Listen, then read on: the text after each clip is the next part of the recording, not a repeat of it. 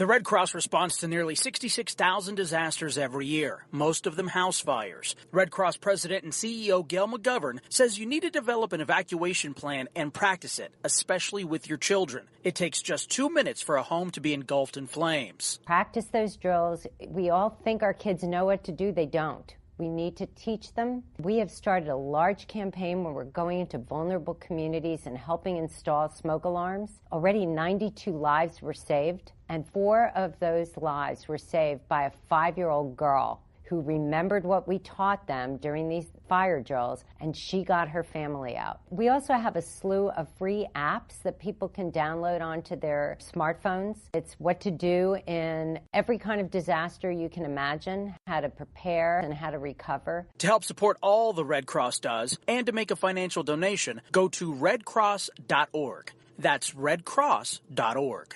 See that cute little dog in the pet store window? Chances are it came from a puppy mill. A breeding facility that forces caged, neglected, and often sick dogs to churn out puppy after puppy to be sold for profit. Meanwhile, millions of wonderful, healthy pets end up in animal shelters. This leads to the killing of more than 9,000 by the end of today. But with one simple choice, you can help. Just by deciding to adopt instead of purchase your next pet. Animal shelters are full of amazing pets looking for a home. When you adopt your new best friend, not only are you saving a life, you're taking a stand against puppy mills. When your friends see the smart choice and impact you've made, they adopt their next pet and share with 5 of their friends, who share with 5 more. Before long, thousands get involved. Pet stores stop selling dogs from puppy mills, and even more lives are saved. And with your help, we can save them all. Visit bestfriends.org/puppymills to learn more. It's Thursday night, and you're grabbing drinks with some friends. Started off with a pitcher for the table, which quickly becomes 2. There's pool. And there's the photo booth. All right, everybody squeeze in. Say cheese! Followed naturally by an order of wings. And another. Can we get some extra ranch sauce? Then there's the ceremonial nightcap. So what are we doing this weekend? And lastly, it's back to the car, which, if you're buzzed,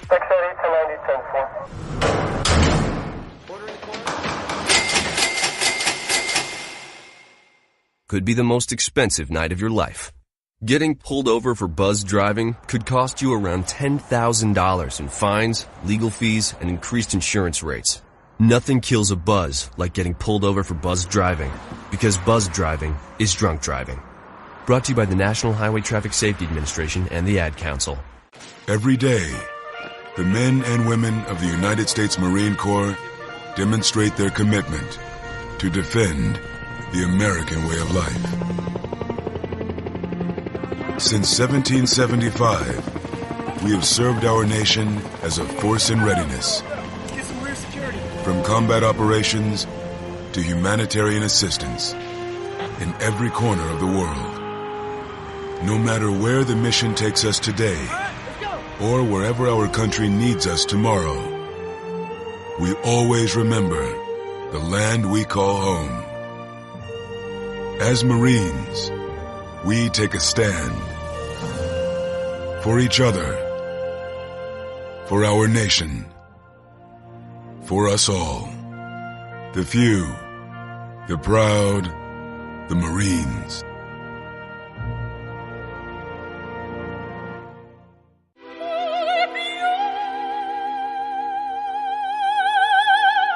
The human voice.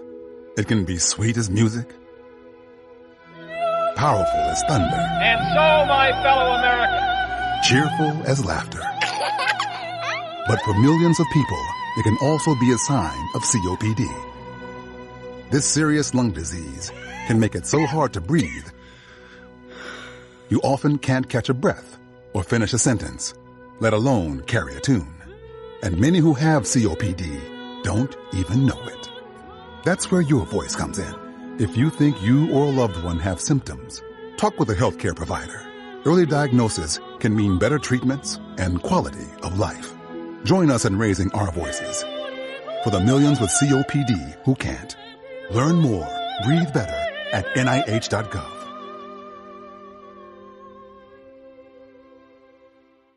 As a mother, you don't want to have to worry about this bill is coming, but then she needs this chemo.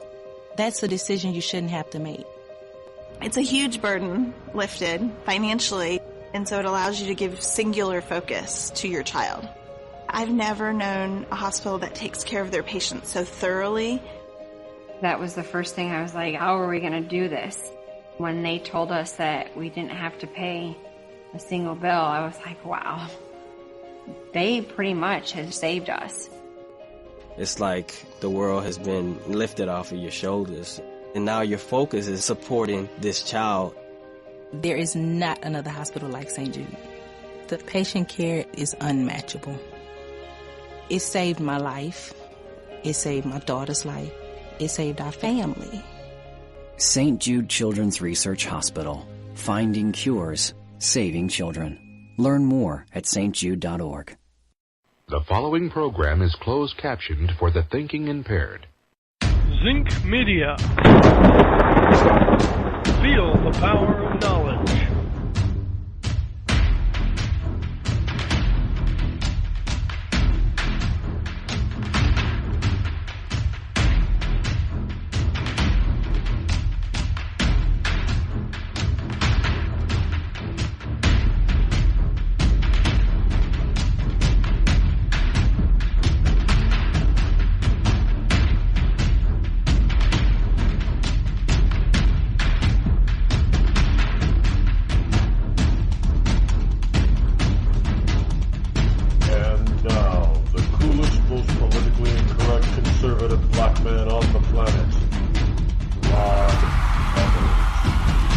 Good morning and welcome, one and all. Welcome to Friday.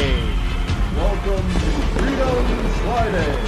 Yes, indeed, it is Friday, September number 29 in the year of our Lord 2017. And as we do every Friday, we take things a little bit lighter as we slide on into the weekend and celebrate our regained freedom here on this Friday. Welcome to all you liberty lovers and ecclesiastites across the globe. Of course, almost anything goes today. Keep it clean, please.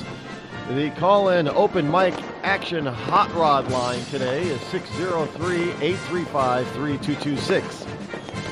And you can utilize that at any time over the next 3 hours. Yes, indeed. To get things started off here this morning, I know more NFL news. Evidently, because what was that? It's a Thursday night football. That's what it was last night. Packers and Browns. No, I didn't see it. Didn't watch it. Don't know it firsthand.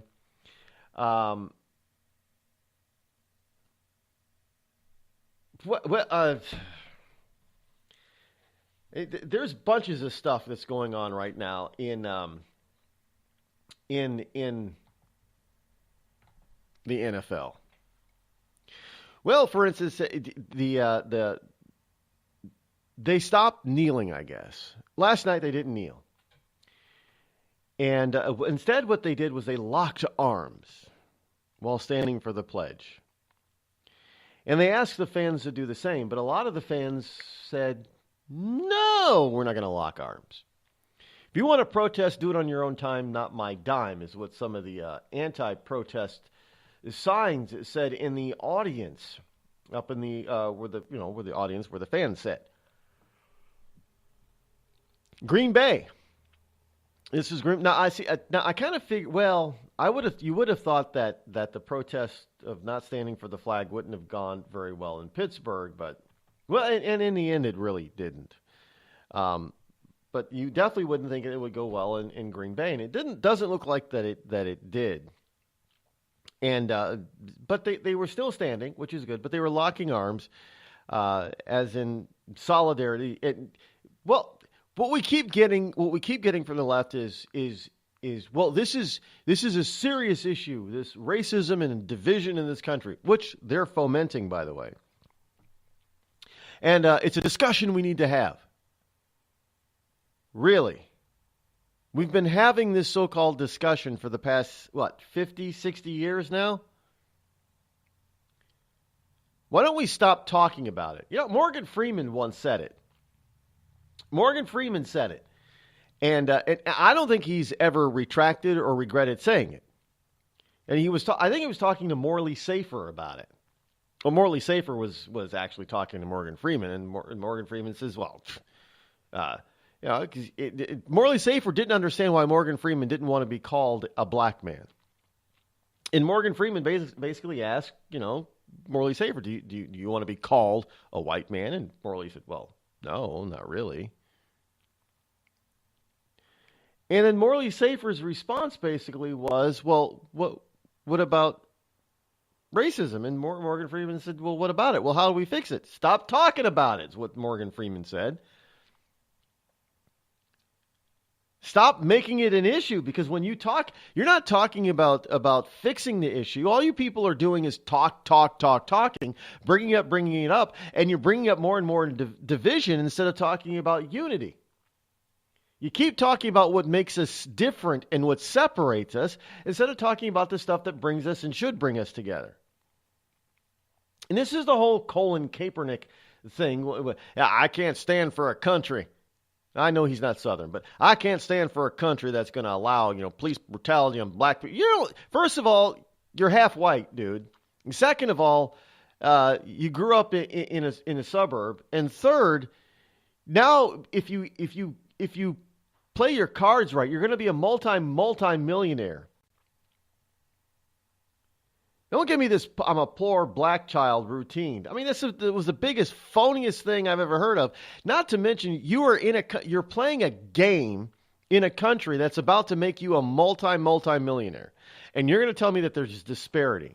And then when you actually look at the numbers, less than 24 supposed unarmed black men were killed in 2016 by cops. There were over 800 black men killed by other black men in Chicago in the same year. Just Chicago. We're not talking about countrywide. I don't know how many times I got to bring this up. This is a non-starter. This is a moot point. All the Black Lives Matter means jack. All it is just a way. Did you know that there's I got a story here. Where is it? Evidently, we're talking about, this kind of runs into the Russian collusion thing. Isn't this funny how all this anti-American protest, anti-anthem protest really plays into the hand of this whole Trump-Russia collusion thing, in which Trump has nothing to do with it? But, it's, Mueller better shut this down. Mueller better shut it down. Because as we find out, as Mueller keeps investigating, we find out, that the Russians did do some things. But what the Russians did is is really putting a light on social media. They bought hundreds of thousands of dollars of ads on Facebook and Twitter.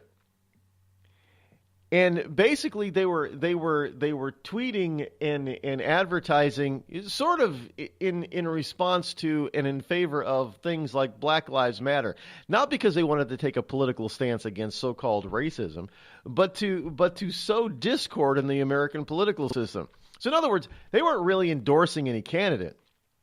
So, what we're finding out now is that the Russians weren't endorsing any candidate, but they were utilizing. They were utilizing free speech pretty much to do what the left has been doing for decades, is sowing discord. Now, I find it funny because they're promoting Black Lives Matter. Oh, by the way, I got a story here, too, about Black Lives Matter. We'll get into that. But so you have all these wonderful Russians. Evidently, there's a bunch of them, I guess. I don't know. They were buying thousands and thousands and thousands of dollars worth of ads. I haven't heard any story yet. Now, I could be wrong, but I haven't heard any story yet of now that they found out that that Russians have spent an awful lot of money. on social media like Facebook and Twitter and probably a few others. I haven't seen anything like Facebook or Twitter giving the money back. Have you? I haven't seen any of those stories. Have you? No, I could have missed it, but have you seen any story where they're doing that, where they're refunding the money and saying we can't be a part of this or can't allow this to go on? I haven't seen it. I haven't seen the stories. So I don't. I'm not saying that they don't.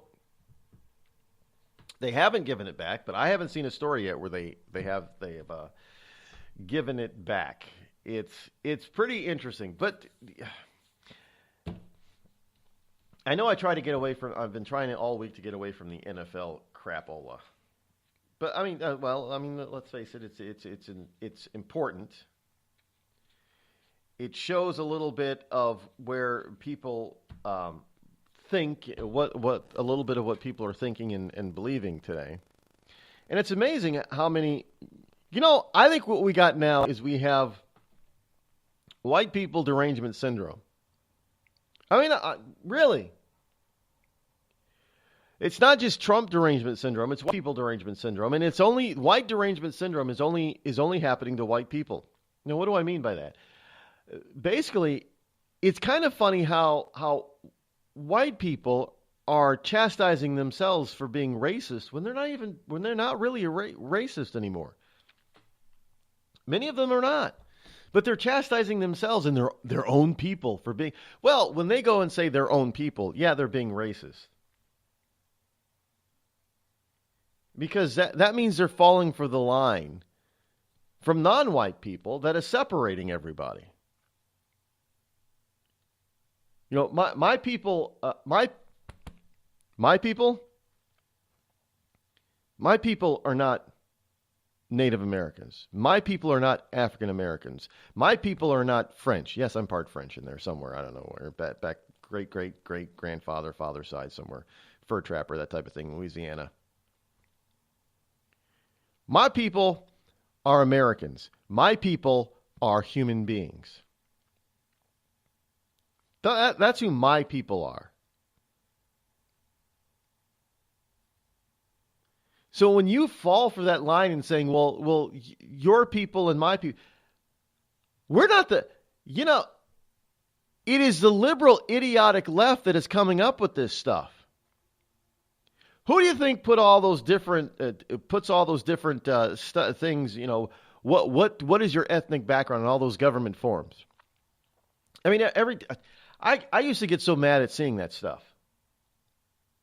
There wasn't a box you could check for American or human being on there. It was it got down to the point where they tried to put. I don't know how long the list was getting, but it was like white, African American, Latino, not of something, of Spain or something, or Spaniard, or it was getting ridiculous. And then, of course, after they listed like 7 or 8 or 10 of these things, then they put other, other. Like, are you kidding me? And of course, they would say, please mark only one. What? We mean mark only one. This is the United States of America. How many people are only one ethnic, only have one ethnic background? Not a whole hell of a lot of us, to be honest. So, I mean, and so that's why they have other. And then they put, I did see now I don't know if this was a government form or not, but I did see a form that basically, that stated, well, it's multiracial, I think it was dual racial or something like that. So, okay, so now they're getting along with it and saying, okay, maybe you can be two different races at once. Well, yeah, you can be more than that, but it's irrelevant. Why is the government even asking the question?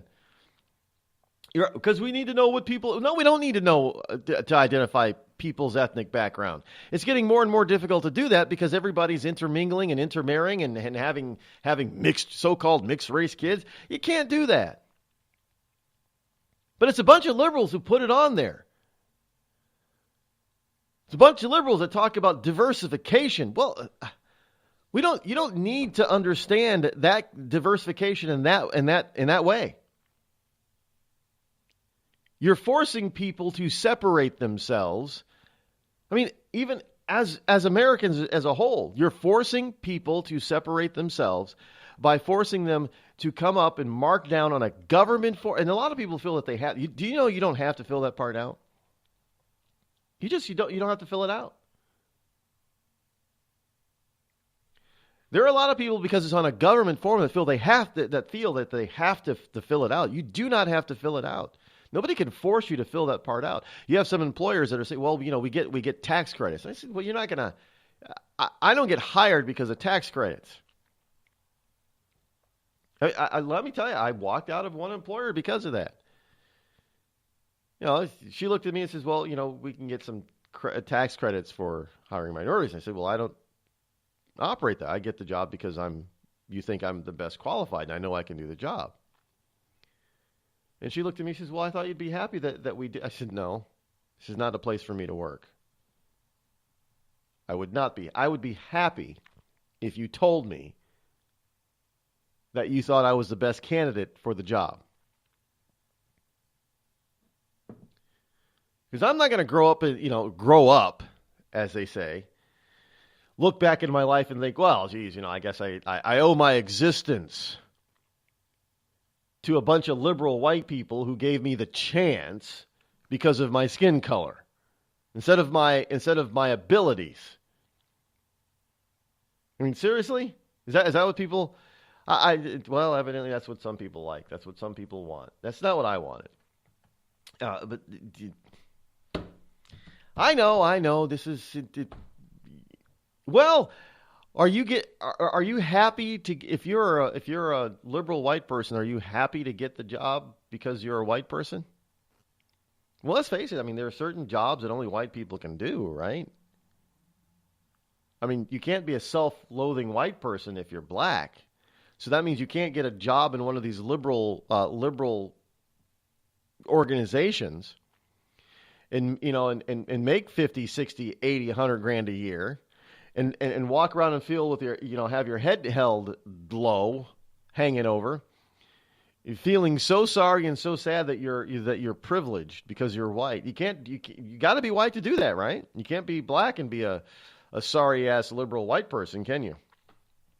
Well, then I better stop. We'll be right back.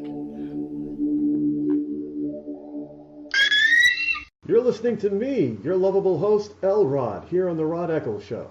We've all heard of male enhancement, but now there's an expert on true male enhancement in the areas that really count. In Herb Ellis's book, Husband 2.0, Real Male Enhancement, you'll find answers to questions like, why doesn't she want to have sex? A quick start, quick results workout guide, plus what you can do as a side hustle to make money now. With all the great tips in this book, every man can benefit. Get the book, Husband 2.0, Real Male Enhancement, on Amazon.com.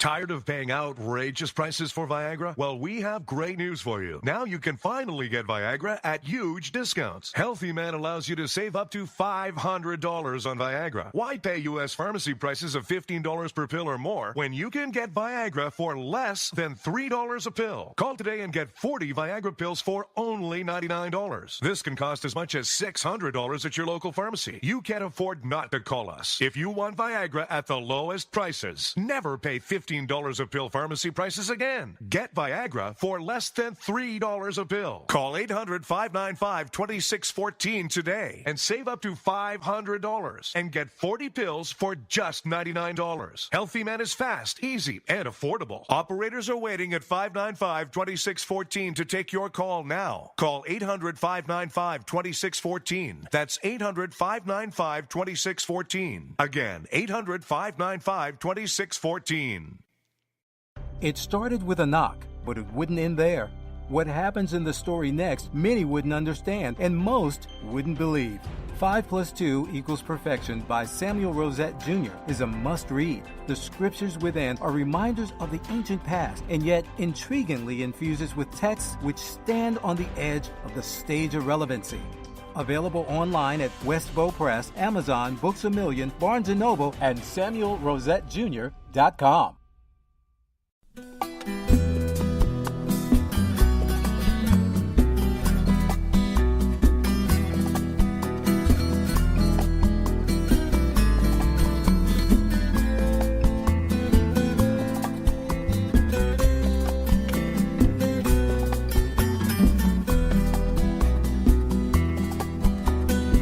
don't get me wrong. There is advantage and some wonder in diversity. There really is.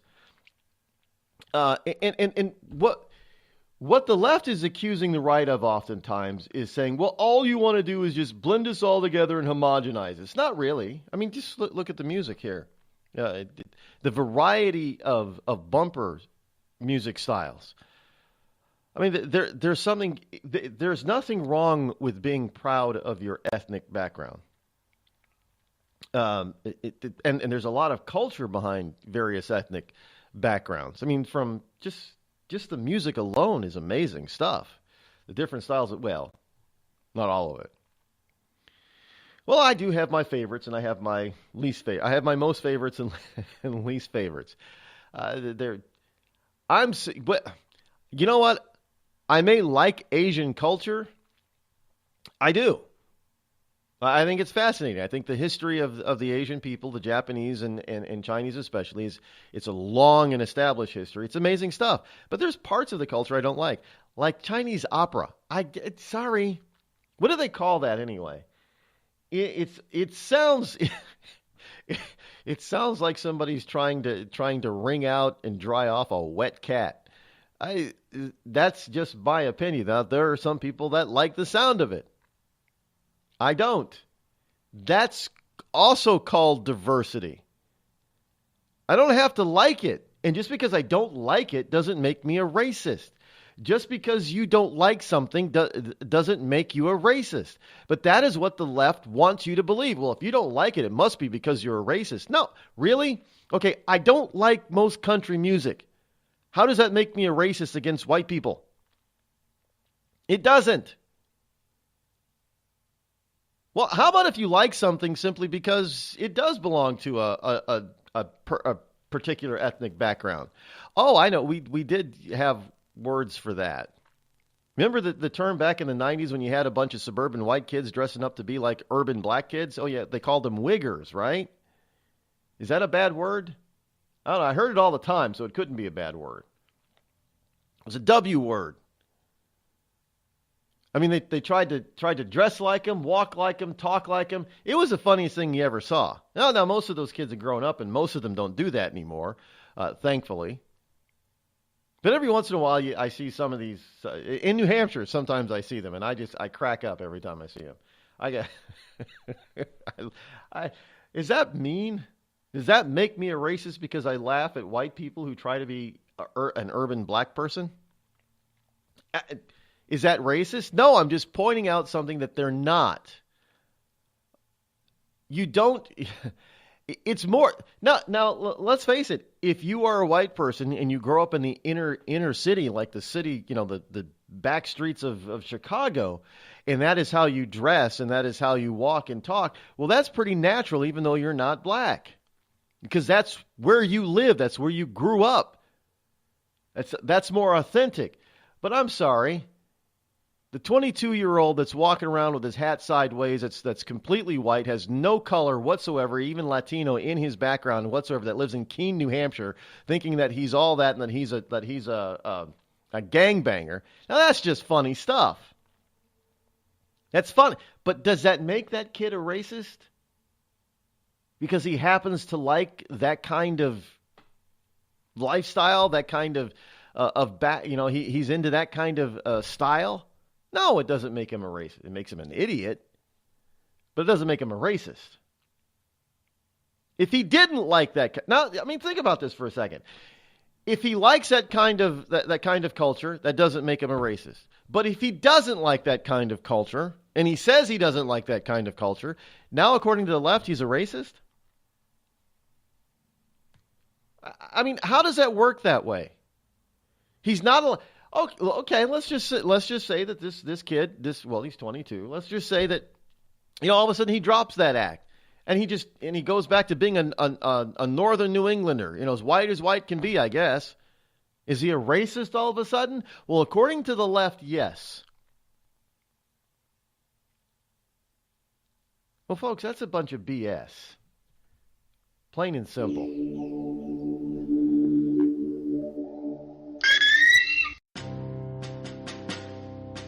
On the battlefield, there's a saying America's military men and women live by. Never leave a fallen warrior behind. Ever. Off the battlefield, Wounded Warrior Project operates with the same goal. We leave no warrior behind. Wounded Warrior Project is a non-profit organization created to help our men and women returning home with the scars of war. Whether those scars are physical or mental, we're here to make sure that they heal. And whether it's helping those with post-traumatic stress disorder live a normal life again, or giving much-needed support to injured warriors in veterans' hospitals. Because no one deserves our help more than the men and women who risk their lives to keep us safe. Wounded Warrior Project. We never leave a fallen warrior behind. Ever. Learn more about what we do at woundedwarriorproject.org. Think fast. In the short time it takes to listen to this message, a small flame can turn into a big fire. Several minutes more, and thick, poisonous smoke may have filled your lungs and reduced your ability to respond. Give it 5, and your entire home may be filled with flames.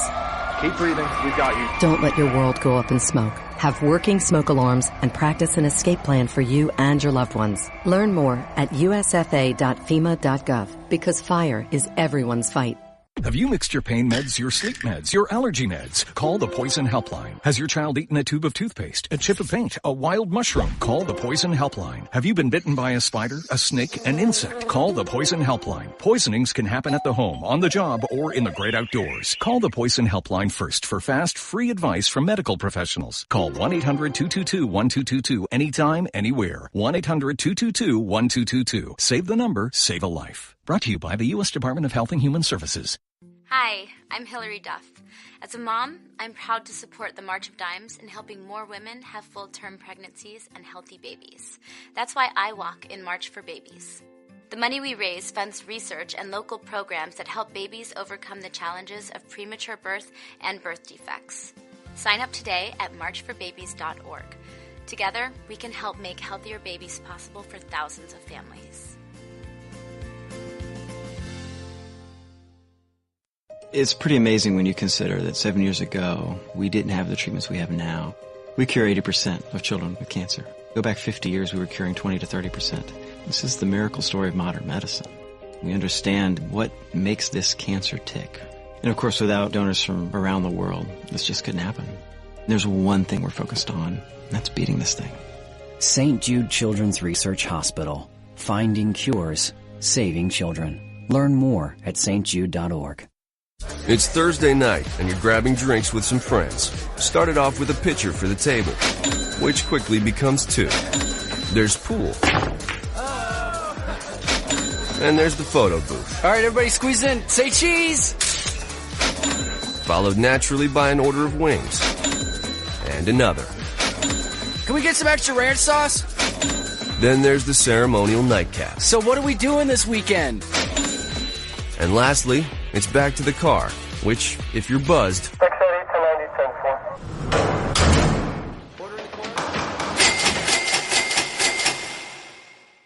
could be the most expensive night of your life. Getting pulled over for buzz driving could cost you around $10,000 in fines, legal fees, and increased insurance rates. Nothing kills a buzz like getting pulled over for buzz driving, because buzz driving is drunk driving. Brought to you by the National Highway Traffic Safety Administration and the Ad Council. America's wounded warriors are coming home. After serving on foreign shores, these brave men and women are returning to their families and communities. Many have wounds you can see, and many have wounds you can't see, like post-traumatic stress disorder. Now that these warriors are back home, they are ready to enter the civilian workforce. To help, Wounded Warrior Project has developed the Warriors to Work program, a career counseling service that helps warriors translate their military experience to the civilian workplace. These extraordinary men and women bring proven world-class job skills and a unique perspective on teamwork to the job. And to ensure the right warrior finds the right job, Wounded Warrior Project works with employers to find just the right match. When you hire a wounded warrior, you hire an intelligent, talented, and committed new employee. Contact Wounded Warrior Project at findwwp.org. Welcome home the brave. You're listening listening to The Rod Eccles Show. Let truth be told.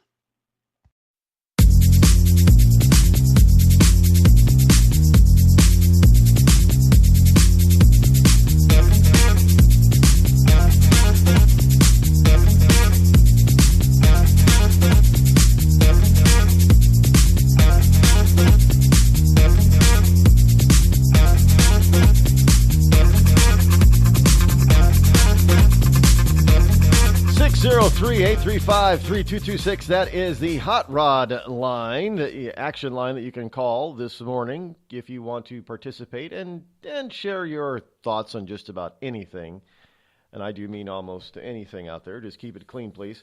Now, I often don't put as anybody who listens to this program on a regular basis know, I often don't. I don't put anybody on a pedestal, and I often do not. It is rare for me to even quote something cognizant and sentient from Hollywood.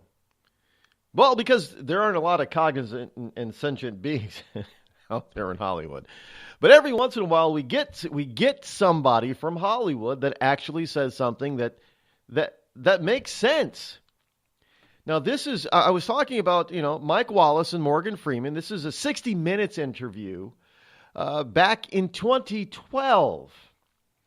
And this is just a small excerpt from it that I was able to jip really quick here, because I can do that, because, even though my computers aren't the fastest on the planet at the moment, I'm still pretty good and nimble-fingered, and I can get this stuff for you. But here, Mike Wallace pretty much asked him the question, well, as I said, what do we do about race? I mean, how do we stop racism? And here's what Morgan Freeman says about that, and if people don't believe me, this is Morgan Freeman and Mike Wallace in 2012. History Month you find ridiculous. Why? You're going to relegate my history to a month? Oh, come on. What do you do with yours? Which month is White History Month? No, come on, tell me. Well, I'm Jewish. Okay, which month is Jewish History Month? There isn't one. Oh, why not? Yeah. Do you want one? No. I don't either. I don't want a Black History Month. Black history is American history. How are we going to get rid of racism? Stop talking about it. I'm going to stop calling you a white man. Yeah. And I'm going to ask you to stop calling me a black man. I know you as Mike Wallace. You know me as Morgan Freeman. You're going to say, well, I know this white guy named Mike Wallace. You know what I'm saying? Uh-huh. Notice how difficult that is for Mike Wallace, because Morgan Freeman isn't buying and regurgitating the liberal line on race and racism. People ask me about that all the time. I said, no, I don't believe in Black History Month. I'm with Morgan Freeman, and I have been even before Morgan Freeman said it back in 2012. My history is American history. It's not Black history. It's not white history. It's not Native American history. It's American history. It's part of world history. Plain and simple. Look, I know that my moniker says I'm the coolest, most politically incorrect conservative black man on the planet because that tweaks the left. It's to get their attention. Because as a black man, I'm not supposed to be conservative. So what do I do in that moniker? I'm throwing that BS in their face by saying it. Plain and simple. Well, geez, you're a black guy. You can't be conservative. Really? Okay, I am the most conservative black man you'll ever meet then. How's that? You want to see some liberals, not just black people. You want to see some white liberals get pissed off about that? I mean, physically. I have seen it in their face. Face to face. Yeah, I'm a conservative black guy. I'm a registered Republican, constitutional conservative. And it's like saying a Hail Mary in front of the devil. I mean, they wince and cringe, and it's just amazing to see. So that's why I use that moniker, because it really tweaks them, and it throws this racism crap back in their face. And I get leftists telling me, well, you shouldn't say that. I even get some black Republicans, they come, and I never mention anybody's name. But I had a black Republican tell me, well, you can't say that you're the coolest. How do you know you're the coolest? Like, dude, are you serious right now? Are you really a conservative? That is what you're going to attack? And as it turns out, he's a moderate, actually. He's not a conservative. And so this whole racism issue that led to this whole NFL, Percocet, whatever his freaking name is, kneeling, 2 years ago? Which led to the NFL's debacle of the past couple of weeks of this crap. Enough is enough.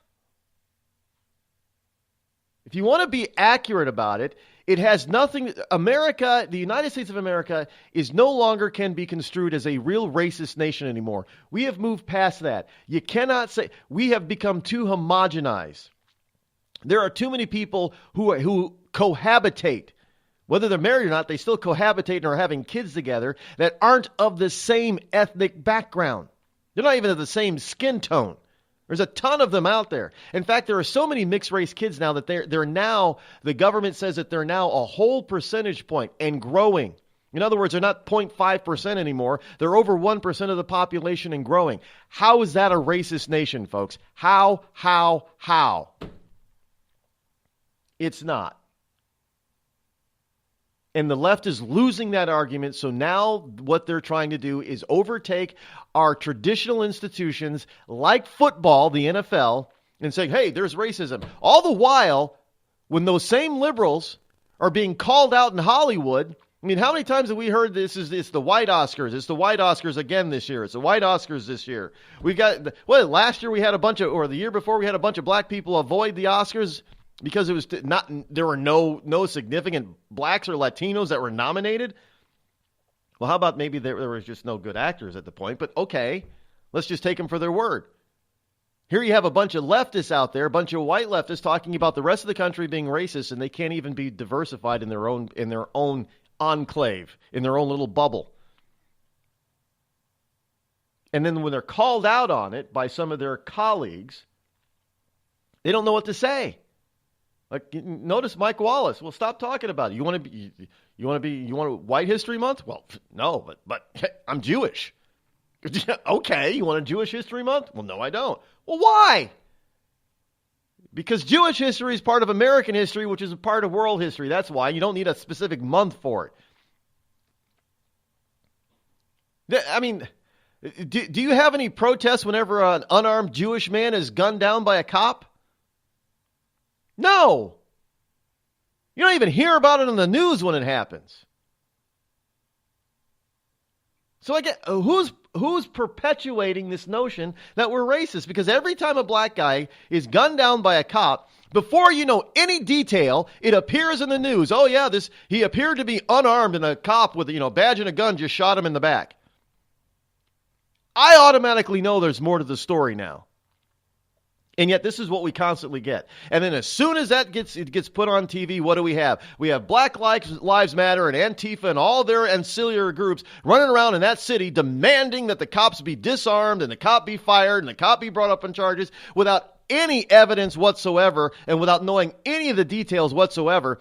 But we're supposed to believe that the only reason that cop, especially if the cop is white, God forbid if the cop is black. Hey, brother, what are you doing shooting another brother? Just because you have a badge, you think you white now? I mean, no, what you got is you got a white cop shooting a black guy, and without any knowledge of the situation whatsoever, it's automatically construed by the liberal left as being bad, as being because the cop is strictly racist and doesn't like black people. I mean, did you see, there was a cop, a white cop that shot a black guy. They tried to call the cop racist. The white cop was married to a black woman. And you know what? That's when I found out if you're a white guy married to a black woman, you're racist. I kid you not. If you're dating a black guy and you're not black, it's because you're racist. So you can't win. That's why I call it all BS. It's ridiculous. Do not kneel during the national anthem. I don't care if it's football or anything else. You stand your ass up like you're supposed to. Show some respect. That's what it's about. You say, leftists, that you want white people to respect black people and you want cops to respect civilians. How about you show them how you show respect? You stand on your own 2 feet and you use that as your call to action. Why? Because you're Americans, and America is supposed to stand for something better. You don't kneel, you don't sit, you don't hide in a tunnel. You stand and you salute the country that made this possible for a bunch of Latino, black people and white people to be able to play the same damn sport on the same damn field at the same damn time. Come on. Getting tired of all this crap about racism and stuff. Let's go to the phones here. We got somebody patiently waiting. 731, you're live on the Rod Eccles Show. Good morning. Happy Friday. I know I'm supposed to be lighter subject today, but... Oh, well, listen, I do have something kind of lighter. You know that when I'm retired now, but when I worked, we had 2 businesses we owned. And after Ferguson, my assistant was African-American. Loved that girl. Well, like when she first started working, we would walk outside together at night, and I saw an Obama sticker on her car. But I started calling her Obama Mama. And anyway, so we would have, throughout days, we would have talks. So I decided I was going to wear my Trump T-shirt. When I went to Alabama, I bought me a Trump T-shirt. So I wore my shirt, and she's like, how can you wear that shirt? So anyway, I would try to give my say and so forth. And so I said, I tell you what, we have a diverse office here. So on Thursday night, after we close the clinic, I'm going to buy dinner for everybody, and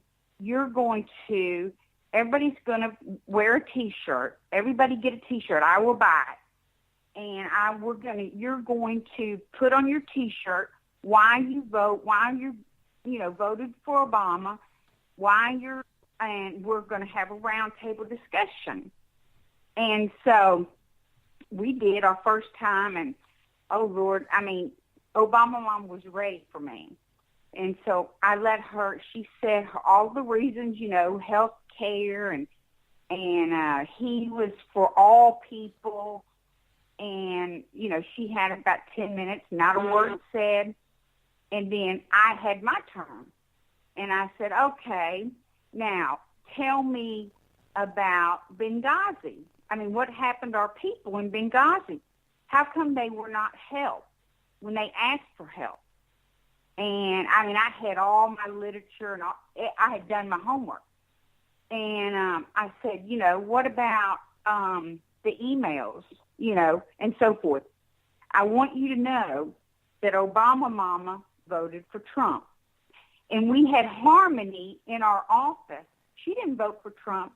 I said, if everybody here votes, you will get 1 day of extra paid vacation. You just bring where you voted. Bring your little sticker. And I said, I just want you all to be involved in the process. I don't care who you vote for. I just want you to vote, and I want you to be enlightened, and I want you to know what you're talking about. And we had so much fun with that. I learned things that I didn't know, and it helped me understand why people voted the way they did. And we have 42 employees between the 2 clinics.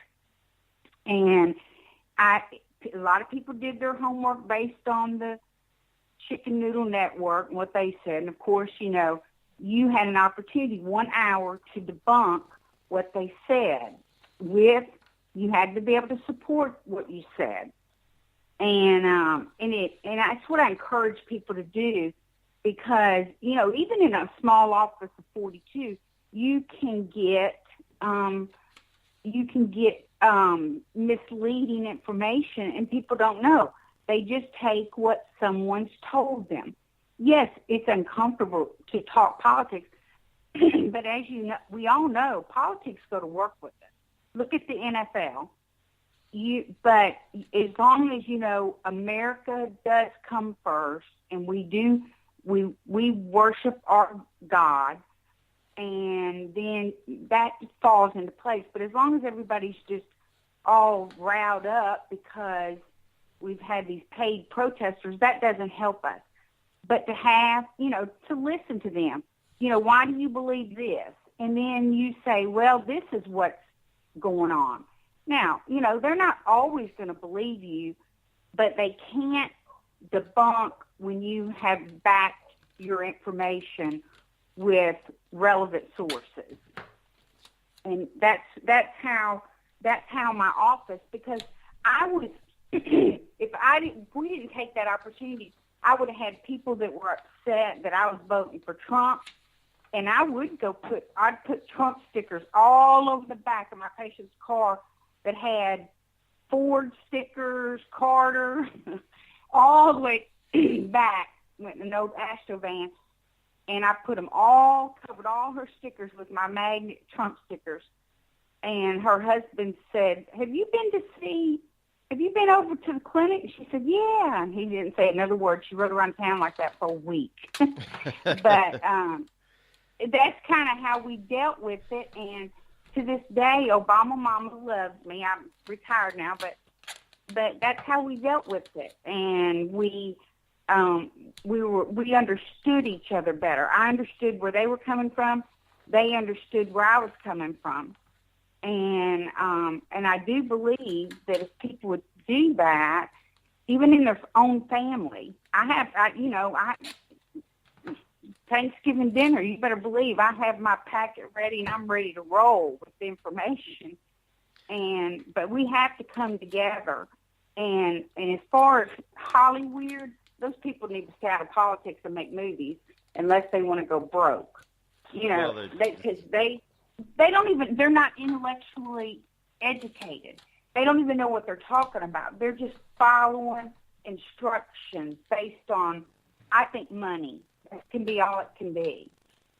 But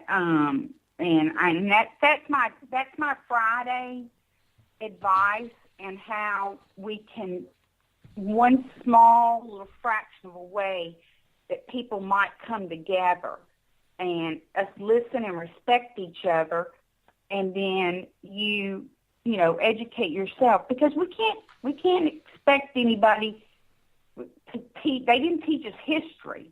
How are they going to teach us the current affairs? They're not. They have an agenda, and we have to take the gavel and we have to make it ourselves, and know when they're fighting us this hard, they're hiding something. You agree? They do. Look, I've often said, whenever somebody's pointing a finger at you, and especially if they're a leftist, they've got three fingers pointing back at them, that old proverb or saying, whatever it was. And when it comes to a leftist, it's absolutely true, because they're trying to hide. They're accusing everybody else of doing what they know they are. That's the problem. They know they are doing it. In many cases, they know they're guilty of what they're accusing other people of being guilty of, which is why they're pointing the finger, so all of that attention goes away from them and onto somebody else. Even if who they're accusing, it's not true. And usually it's not true of the person they're accusing. Right. Trump's a racist. Like really? Trump's a racist? I mean, okay, then explain that at least 2 NAACP-related awards that he got. That's exact. I used those. Al Sharpton presented him with an award for helping give an opportunity to children in in areas where they were living in poverty. He was given that award in more than one occasion, and I used that. But just like yesterday or day before, I heard that I got a little clip on my computer where Clinton said, "I'm really worried. I think Trump I think he'd be willing to kill people like Putin did." Yeah, that's ridiculous. But anyway, did you see that? Yes. I know, but yes. It goes back. So I'm telling you, it's just what you said. It's the woman is sad. diversion. The woman is sad, just like Nancy Pelosi. But I got to hit this break here before the top of the hour. Good day. You too. Have a great day. Thanks for calling. Okay, you bet. Bye. There's something else here you're not going to believe. As soon as we get back, I'll tell you about it. Hello, America. It's me, your history. I remember a time when we thumbed our nose in a king's face, sent him packing. And when fascists and emperors talked a little bit too loud, we showed up, tore their cities to the ground, and then rebuilt them just to prove we could. We put men on the moon, we won a Cold War, and we elected fearless leaders who led fearless people. What the hell happened to you, America? Back in my day, we didn't elect a big-eared community organizer. We punched him in the kidney. Maybe it's time you came home, America. Home where you belong.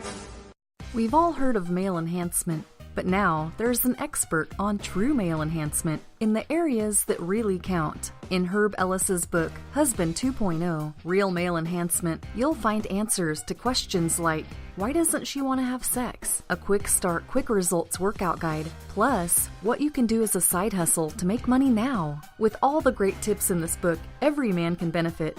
Get the book, Husband 2.0, Real Male Enhancement, on Amazon.com.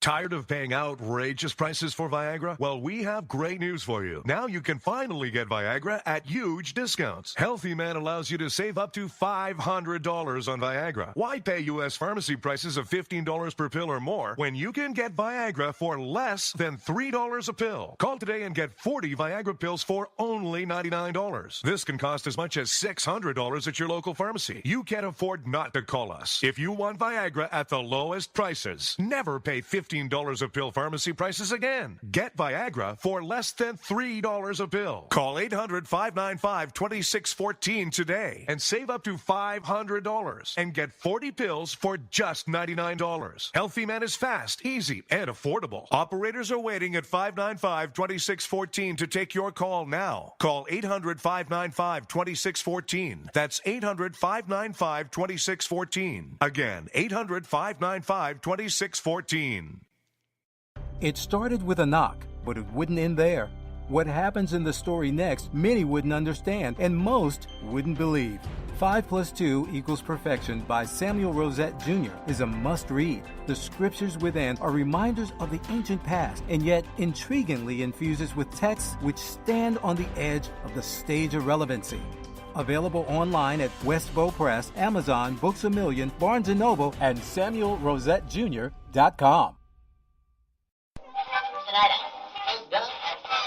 This is Free America broadcasting on the Rod Eccles Show with a message to all patriots trapped behind the lines in California, New York, Boston, and Chicago. Don't give up, true lovers of America. Even as we speak, moves are being made to drive the invaders back to the land from which they came, defeat the would-be dictators, and lift the chains of tyranny from around your neck. Stay strong. Stay brave. You're not forgotten, and you're not alone. Until next time, patriots, this is Free America signing out.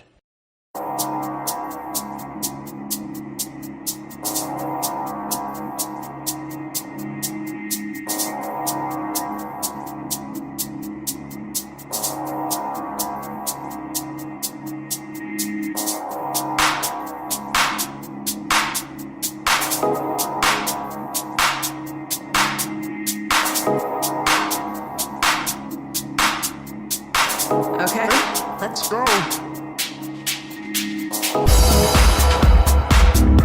603-835-3226. Yes, indeed. It is, well, I want to go over this one particular item here that kind of proves how stupid that the left can actually be. But at the moment, I can't do that because we just don't have enough time.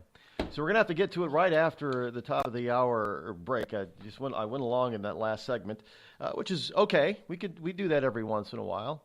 That's why, we can float certain things. But we do have to make it up someplace else. So it takes away from someplace else in this particular point. Shorten this segment down. But we'll be back right after this, and we'll get into, has to do with the Trumps, by the way, Melania. You're not going to want to miss this one. Call Rod now, 603-835-3226. Lines are open. Have you ever thought to yourself, I'm a leftist elite Hollywood a-hole? If so, good news. The Rod Eccles Hollywood Community College is now open, featuring such courses as unemployment is not paid vacation. No, Americans don't want to spend $19 for an order of French fries, and the ever popular shut the hell up. Why, just listen to this big-time celebrity endorsement. I'm not Rosie O'Donnell, and I think this school's offensive, sexist, and racist. And I think you're a giant a-hole who needs to shut the hell up. Hey, we teach a course in that. The Rod Eccles Hollywood Community College, where being an a-hole is not a guarantee you'll be an A student.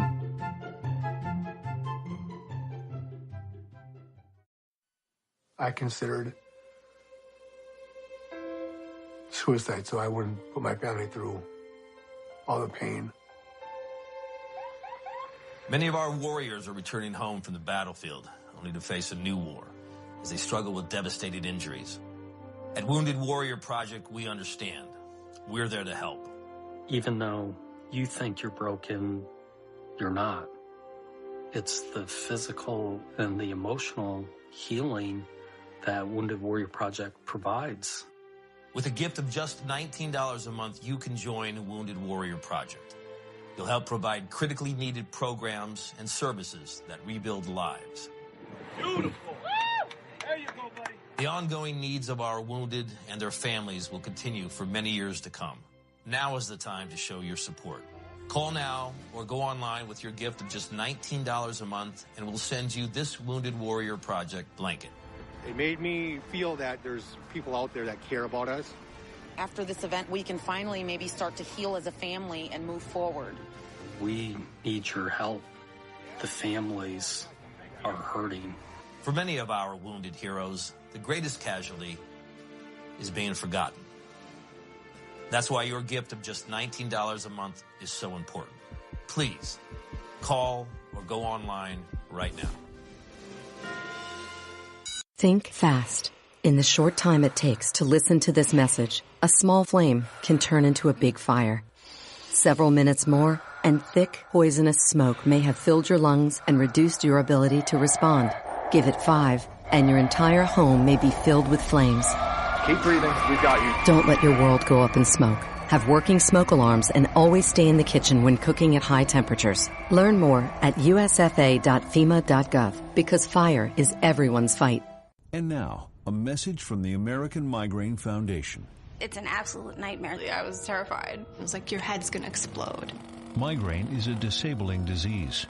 Just all of a sudden couldn't see. Migraine has ruined my life. Absolutely terrifying. There's pain that does not stop. It's a throbbing, pulsing, banging, hammering feeling in your head. 36 million Americans suffer. I started getting migraines around 5 years old. Just takes over everything. I feel trapped by migraine. It hurts like my head's gonna fall off. And the whole world around you stops. My world has gotten small. You feel like the world's closing in on you. There's nothing you can do. I had spent a year housebound. It's like you're trapped in your head. There's no escaping it. You can't leave your body. Don't suffer alone. Make your move against migraine. Visit AmericanMigraineFoundation.org to find help, learn more, and get connected. It's Thursday night, and you're grabbing drinks with some friends. Started off with a pitcher for the table, which quickly becomes 2. There's pool. And there's the photo booth. All right, everybody squeeze in. Say cheese! Followed naturally by an order of wings. And another. Can we get some extra ranch sauce? Then there's the ceremonial nightcap. So what are we doing this weekend? And lastly, it's back to the car, which, if you're buzzed,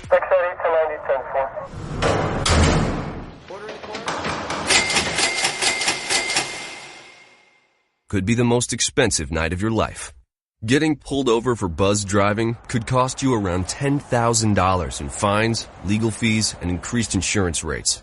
Nothing kills a buzz like getting pulled over for buzz driving, because buzz driving is drunk driving. Brought to you by the National Highway Traffic Safety Administration and the Ad Council.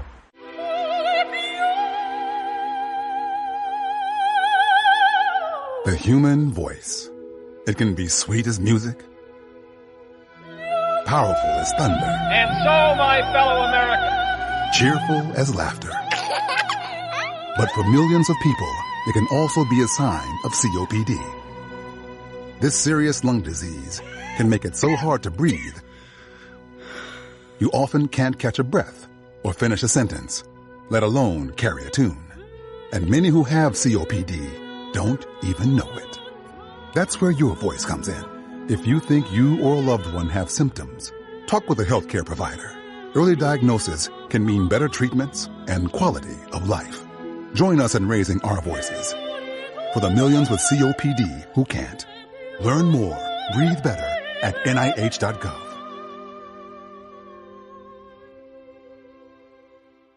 Every day, the men and women of the United States Marine Corps demonstrate their commitment to defend the American way of life.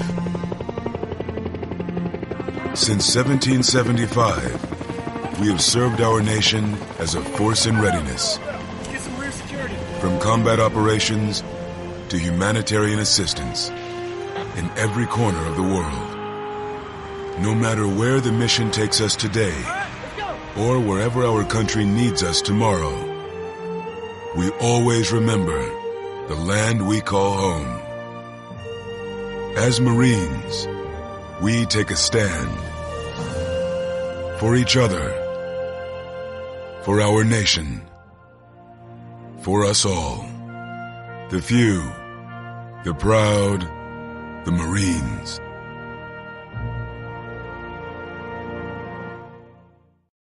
Zinc Media.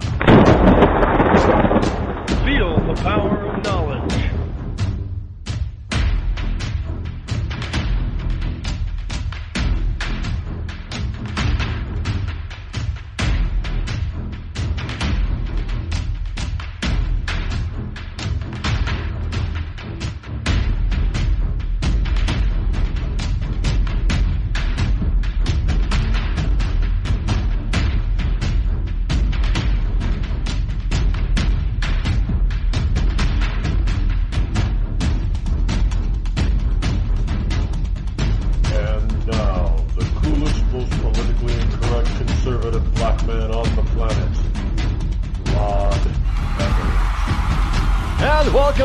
Yes, indeed. Welcome, one and all of you liberty lovers and ecclesiastics, to Friday. Welcome to Freedom Friday. Yes, indeed. It is Friday, September number 29 in the year of our Lord 2017. As we move on into the second hour, still celebrating our freedom, our regained freedom, as we take things a little bit lighter, as we do every Friday morning, it's Friday afternoon somewhere. The call-in, the hotline, the Hot Rod call-in action number for Freedom Friday is 603-835-3226. I got some information on that number, by the way.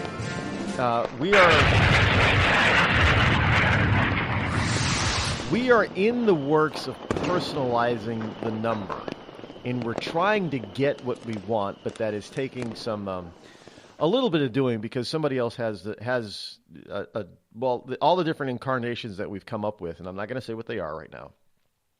Evidently, somebody else has them, and we're trying to work with those in the phone system that, to try to exchange numbers so we can get one of them, and we may be able to have one by next week. So we're just hoping that this weekend will shake things out, and we'll be able to have our own custom number that'll be easy to remember. I mean, it took me a while to remember 835-3226. I know many of you probably now have it on your speed dial, which is good. But we're trying to make it, maybe we'll try to have something like the Hot Rod line or something like that. But you know what I'm saying. So it's because Hannity has his own. Most talk show hosts have their own little moniker on their phone number. But the ones that I've been trying to get, they always come up as being either not available, is what they're saying, not available. So we're trying to get them to be available, at least one of them. So hope that may take place next week. We're doing a lot of things here to expand the program, make it better for you, make it more enjoyable, make it easier for you to listen. We are the website rodeccles.net. It is almost 100%. It is almost there. We keep tweaking things. You're going to see some changes that take place over the weekend on it. As well as we're constantly improving, never staying static. As well as some other stuff coming that we're trying to improve on the show. So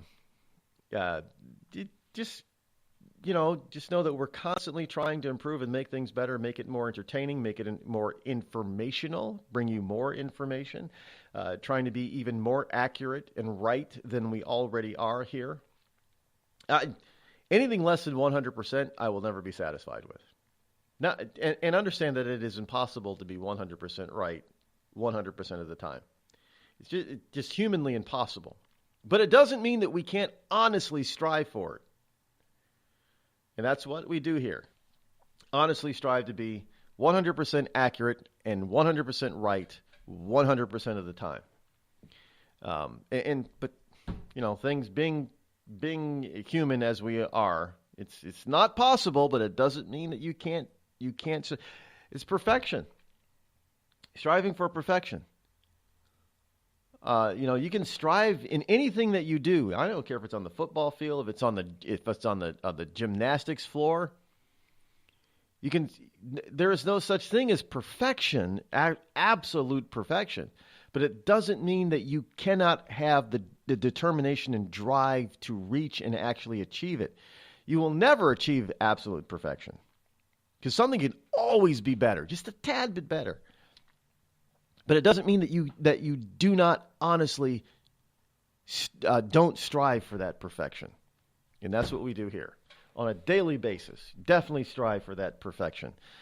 Rod, you can't. If you know in the back of your mind you can't reach it, then why would you strive for it? Because there's something in my mind that says, just maybe, nothing in this entire universe is absolutely impossible.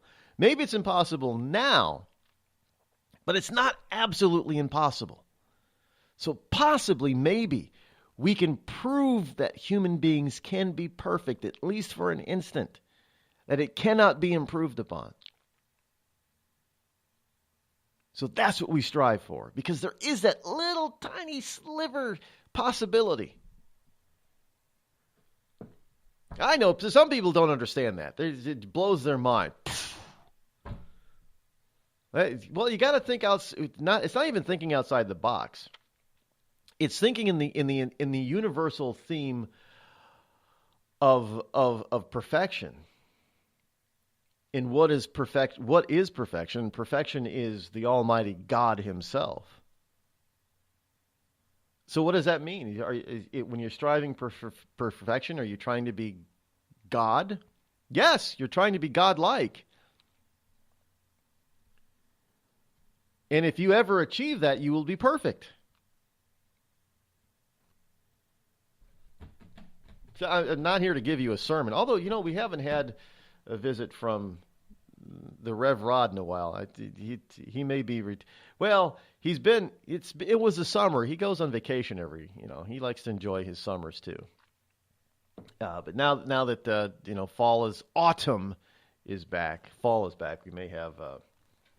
Rev Rod back as well, because the holidays are coming up, and I mean holidays of Thanksgiving and Christmas holidays. Got some good stuff planned in the planning stages right now for the holiday month of December. So you're going to want to, this weekend is October. So some of you are saying, well, December is a far away. No, it's 2 months from now, basically, it's going to be December. I know. So, you better start that Christmas shopping list now. Because right now, you got all the stores. I just noticed the other day, stores have all obviously the Halloween stuff is out. But right behind the Halloween stuff is Christmas stuff. So as we get closer and closer to Halloween and all the Halloween stuff gets moved out, the Christmas stuff is filling in. Screw Thanksgiving. That just gets tossed over. That's a meaningless holiday now. All Thanksgiving is about is the turkey and football. Now, I don't know. Is it going to be about football this year if the players keep kneeling? Maybe not. Maybe there's going to be a lot less football in Thanksgiving households this year. NFL.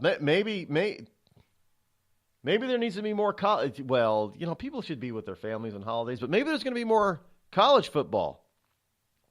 I'd be okay with that. I don't see. Well,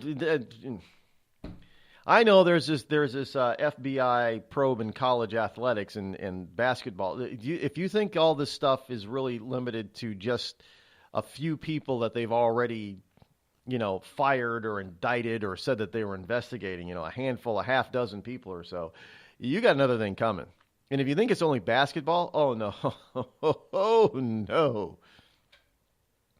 See, they set themselves up for this kind of failure. The whole collegiate, amateur athletic system, they set themselves up for this failure, especially when the Olympic organization, the Worldwide Olympic Organization, decided to let professional athletes into the athletic games, Olympic Games, because it used to be just so-called amateurs. Well, in order to bring things in harmony, because let's face it, what exactly is a professional? Well, if somebody is being supported and endorsed, where they don't have to go out and get a job every day in order to live, are they a professional? They're being paid to do that particular sport. Well, the International Olympic Committee was saying, asking the same question. Well, if the government, in some of these countries, especially like the old Soviet Union, well, if they're paying for these people to live, is that the same as a professional? Well, technically, yes. So they finally came to grips with that and decided, well, we're gonna have to let professionals, and of course, if we let professionals in, that means real professionals that we know as professionals get to enter certain sports too. But that's just the way it is. College hasn't caught up with that, even though they realize that there are a lot of kids, mostly blacks, but even white and Latino kids and growing number of Latino kids. They don't have anything. They're coming out of the ghettos. They don't have anything. And these kids are supposed to concentrate on two things: their studies and the particular sport that they've been given a scholarship in. They're not given any spending money. They don't have any money. They don't have anything other than trying to study. They can go to the mess hall and eat, but they don't get to eat anywhere else. They don't have any money. They don't have any transportation. They have nothing. So what do? They try to skirt the rules by giving them certain things and allowing them to use certain things without paying them. And the FBI is saying, well, that's breaking your own rules, and that's actually paying them. Well, the Olympics have already decided that that's old-fashioned. That doesn't work in modern society anywhere on the planet. But yet we're still trying to do this here in this country with college athletics. Okay, I can understand not paying them or limiting. How about you limit what they get, the amount of what they get? And you don't give them actual cash payments, but you limit all the gifts and everything to a certain dollar. Don't they do that, in other places? They limit a dollar amount that you can give as a gift or something? Do that in college, because they don't do that in college. They just say, well, it's eliminated. You can't do it because you got to be totally amateur. Well, that's a bunch of BS. It really is.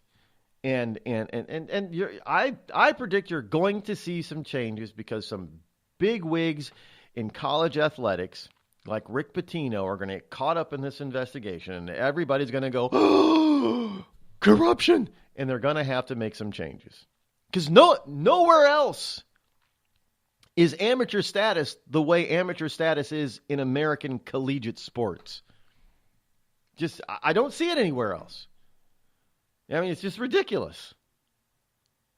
It's an inoperable system. And they know it. And yet they still don't want to change it. Speaking of change, well, this isn't even really change, but this is just the college athletic amateur status system thingy is just stupid. Speaking of stupid, here's something that is stupid. A librarian, here's what I had at the top of the hour for you. The librarian rejects First Lady Melania Trump's gift of Dr. Seuss books because the librarian is calling them racist propaganda. Dr. Seuss is now racist propaganda, folks. Dr. Seuss, you know, the was not was and the schlibbity schlop and all that kind of, all the crazy stuff. All the stuff that most of us grew up with, the stories of doctors. I mean, hell, they even had Dr. Seuss on TV specials, you know, the Cat in the Hat. You know, they even used Dr. Seuss for liberal propaganda. You know, global cooling. And you know, they made a live action. Was it Jim Carrey that was in it? No, maybe that was Horton Hears a Who. Jim Carrey did that one, didn't he? I don't remember. But yeah, remember Horton Hears a Who, the cartoon? Well, they made a live action movie. I didn't see the live action movie. Well, it wasn't even live. Was it? No, it wasn't a live action movie. The Cat in the Hat was live action. That was, yeah. That was Jim Carrey. The movie of Horton Hears a Who was animated, if I'm not mistaken. I didn't see any of them. Because I don't know how you make a half-hour cartoon into an hour-and-a-half long feature presentation movie, but they did it. No, I didn't see it. But that kind of stuff, you know what I'm talking about. Cat in the Hat is racist propaganda. Now, Cat in the Hat had black and white stripes, did he not? Shouldn't that be a symbol of black and white coming together and living together in harmony? I'm not making this stuff up, folks. I really wish I could, but I can't. More of this in just a moment. You're listening to the Rod Eccles Show, the coolest, most politically incorrect, conservative black man on the planet.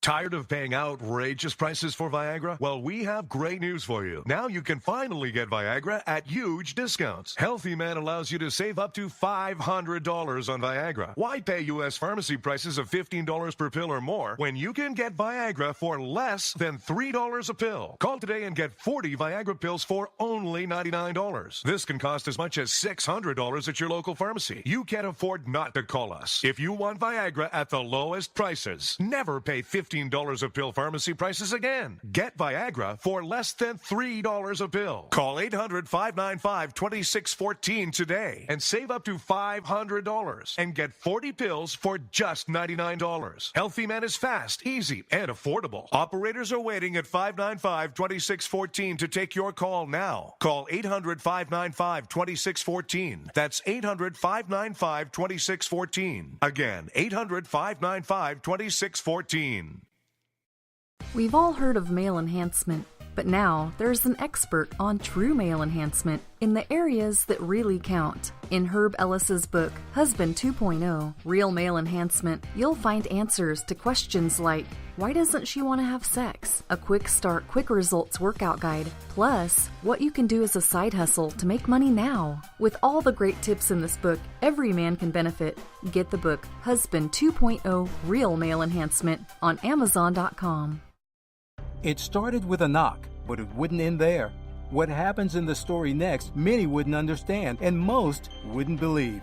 5 + 2 = Perfection by Samuel Rosette Jr. is a must-read. The scriptures within are reminders of the ancient past, and yet intriguingly infuses with texts which stand on the edge of the stage of relevancy. Available online at Westbow Press, Amazon, Books A Million, Barnes & Noble, and SamuelRosetteJr.com.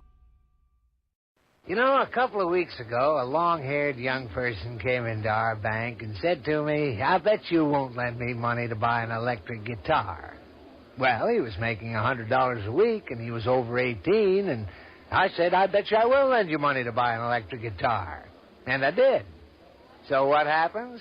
The punk gets busted for possession of dangerous drugs, and we're out $350. There's one thing about kids nowadays. You don't have to give them credit. Universal Bank. We trust you. About as far as we can throw you.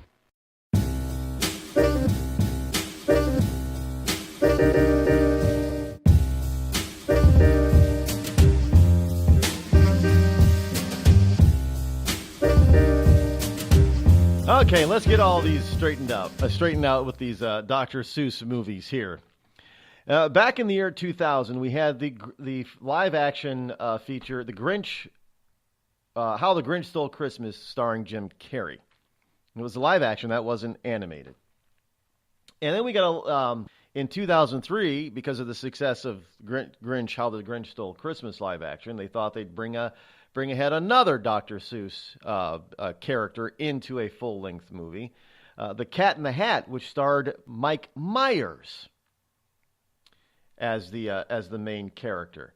And then there was a full-length animated cartoon or movie of Horton Hears a Who, which starred the voices of Jim Carrey and Steve Carell, excuse me.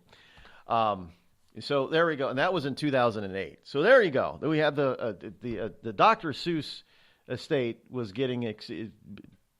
making money hand over fist because Hollywood was making a bunch of these movies. But now all of a sudden, Hollywood is making these Dr. Seuss books into movies.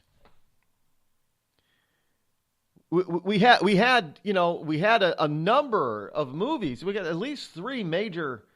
Were there any more Dr. Seuss books made into full-length movies? So we got at least 3 of them. At least 3 made by Hollywood full-length feature movies from Dr. Seuss books. Hollywood's supposed to be anti-racist. They're supposed to be all-inclusive. And now you have a school librarian who is citing racist propaganda, rejecting Melania Trump's gifts of Dr. Seuss books for her school library. Now, according to the story here, there's a bunch of different outlets have the story, but this one from the Chicago Tribune. According to the Chicago Tribune, one of Melania Trump's favorite books is Dr. Seuss's "Oh, the Places You'll Go," which she read with her son Barron over and over when he was younger. Now, the First Lady, who is increasingly carving out public profile for herself, chose the classic children's book and 9 other Dr. Seuss titles to send to an elementary school in Cambridge, Mass., in celebration of National Read a Book Day. But a librarian at the Cambridgeport school refused to accept the gift, criticizing the Trump administration and education policies and images in the books. So in order to justify, because she doesn't like Trump and the Trump administration, she's going to take it on the kids by trying to justify herself by saying, well, Dr. Seuss is full of racist propaganda. Dr. Seuss illustrations are steeped in racist propaganda, caricatures, and harmful stereotypes, said librarian Liz Phipps Soro. And she wrote to Trump on Tuesday, and you spell her last name Soeiro. Soeiro, I guess. I don't know. Is there anybody out there that thinks Dr. Seuss was Dr. Seuss tales are racist, propagandist, or stereotypical? He made up most of those words. I don't see it. I don't see where doctors. Doctors. There's a Dr. Seuss museum in Springfield. There is a Dr. Dr. Seuss always wasn't so wonderful, if you want to call it wonderful and benign. There's an art store out in Sausalito, California, across the bay from San Francisco, which takes some Dr. Seuss art and really twisted, makes it pretty damn evil looking. Serious. You can probably look that stuff up too and find it. The evil Dr. Seuss, because that's what I call it. But Dr. Seuss itself is pretty benign. All that stuff is made. Those characters are made up. There's nothing really. Well, I guess a fish and the cat are based in reality, but I get it. Because the 2 kids in the Cat in the Hat were white. That must mean that Dr. Seuss is racist. Because they weren't black or Asian. Maybe the kids should be Asian in Dr. Seuss' Cat in the Hat. I get it. Seriously. Dad, we need to talk. Can we just enjoy the drive? If you're not going to listen to me, who will we listen to? Jeffrey. Marcia Gay Harden, what? Eyes on the road, Dad. What are you doing? What are you doing in my back seat? How did you get in here? You're getting older. Not that old. Your brain's changing. It's natural. Yeah, that's what I was saying. Honey, I've got experience with this. Jeffrey, brain health is all about making the most of your brain as you age and helping to reduce some of the risks to your brain. Really? Now that's interesting. So, you'll talk to her about this, but not me. Marcia Gay Harden? Where did she go? Learn what you can do to help keep your brain healthy at brainhealth.gov. She didn't say goodbye. I mean, I would have. Visit brainhealth.gov.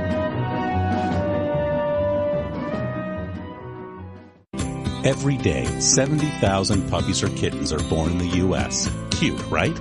What's not cute is that half of all litters are accidents, which leads to millions killed in shelters each year. Turns out, those little cuties can get pregnant sooner than you think. But here's the good news. You can stop the accident before it happens. When you bring home a pet, get them fixed at 4 months old. Prevent more. Fix at month 4. Visit fixat4.com for more information. Brought to you by Best Friends Animal Society. There's a threat targeting America. One that's growing fast, but may still be hard to see. Lyme disease. Spread by tiny ticks, often smaller than the head of a pin.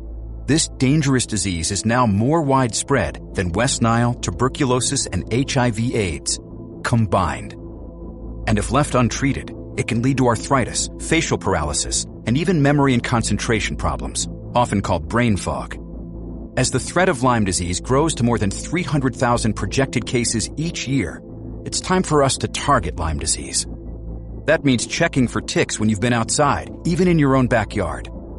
It means seeing a doctor if you experience the symptoms of Lyme disease, which can include joint pain, flu-like symptoms, fever, fatigue, or sometimes a bullseye-shaped rash. Set your sights on stopping Lyme. Learn how you can target Lyme disease at targetlyme.org. Battles aren't won solely on the field. That's a common misconception. Battles are won within, over enemies of fear, enemies of doubt. In that place where promises are kept. Promises to oneself. This is a physical training event! Promises to one's community. Helping people move debris out of their house. Promises to one's country. In the heart of every Marine, you'll find a promise.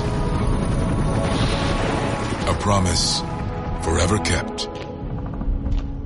A promise of battles won.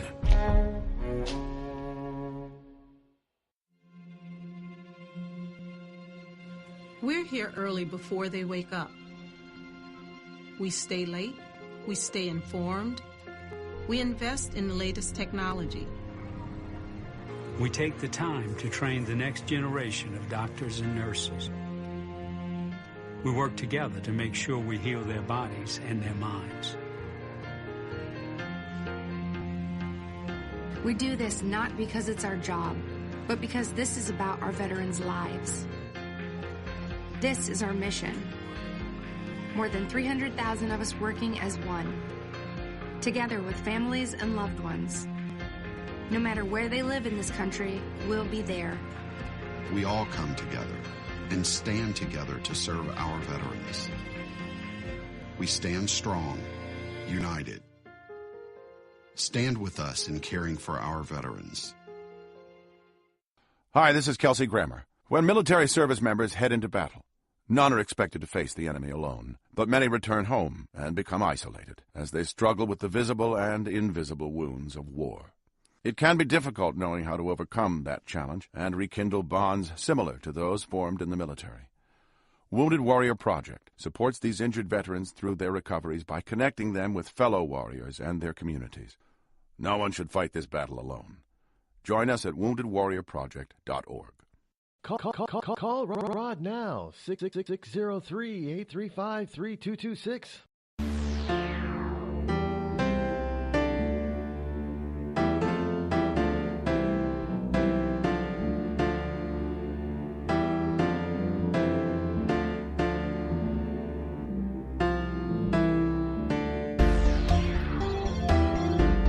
Who is Dr. Seuss, by the way? Was Dr. Seuss a massive racist? Well, Dr. Seuss, his real name was Theodore Seuss Geisel, not Geisel, Geisel, Geisel. He wrote a total of 46 children's books.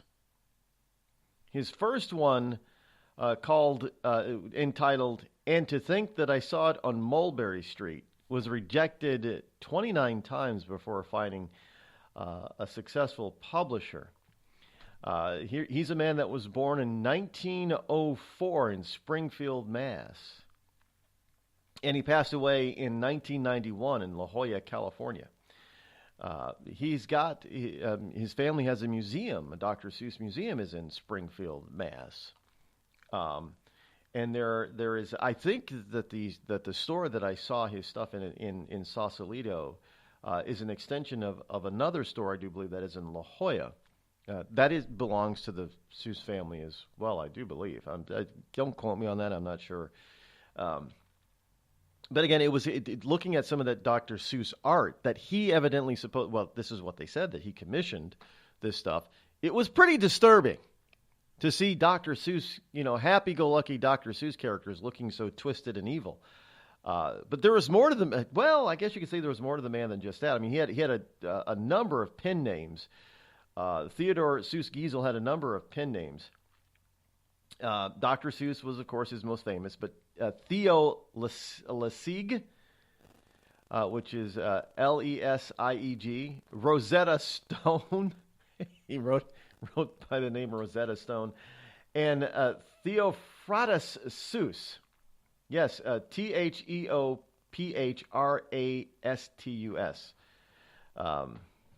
So those are some of the pen names that he wrote under. But 46 children's book. He was a political cartoonist, a poet, an animator, and book publisher, and an artist. Best known for authoring the children's books, 46 children's books under the name of Dr. Seuss. And those are the books. Cat in the Hat, The Amazing Mr. Lorax, I think was one of them. Green Eggs and Ham, Horton Hears a Who. Those types of books. Those were rejected by this Massachusetts liberal librarian in Cambridge. Cambridge, Massachusetts. A city that touts itself as being the home to Harvard and MIT. Yes, on one end of Cambridge you've got Harvard, and on another end you've got MIT. And we're overly educated people. And this woman has come across as saying, hey, Mrs. Trump, First Lady Melania, you're giving us books that are dated, racist, harmful, stereotypical books by a racist, bigoted person who was born in Massachusetts.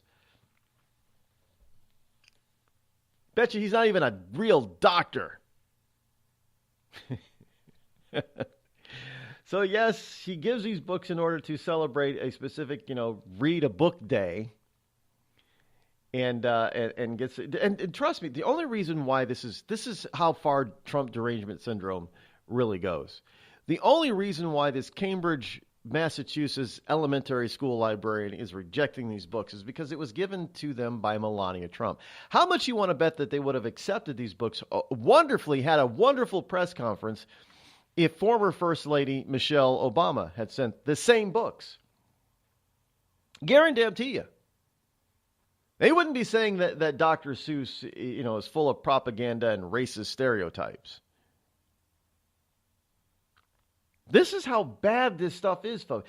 If if Trump is doing it, it doesn't matter who did it before him. It doesn't matter the original reason or cause or whatever. If Trump touches it, all of a sudden it's got to be bad, it's got to be racist, it's got to be, right-wing propaganda, and it must be rejected. I don't know, does that mean that the NAACP should now be rejected because Trump got an award from the NAACP? Is that why we haven't heard much from Al Sharpton lately and Jesse Jackson? Because they gave Trump awards? I mean, think about it for a second. Where the hell has Al Sharpton been? Especially and Jesse Jackson, especially with all this Colin Kaepernick support kneeling in the NFL. Haven't heard a peep out of these people. Where the hell are they?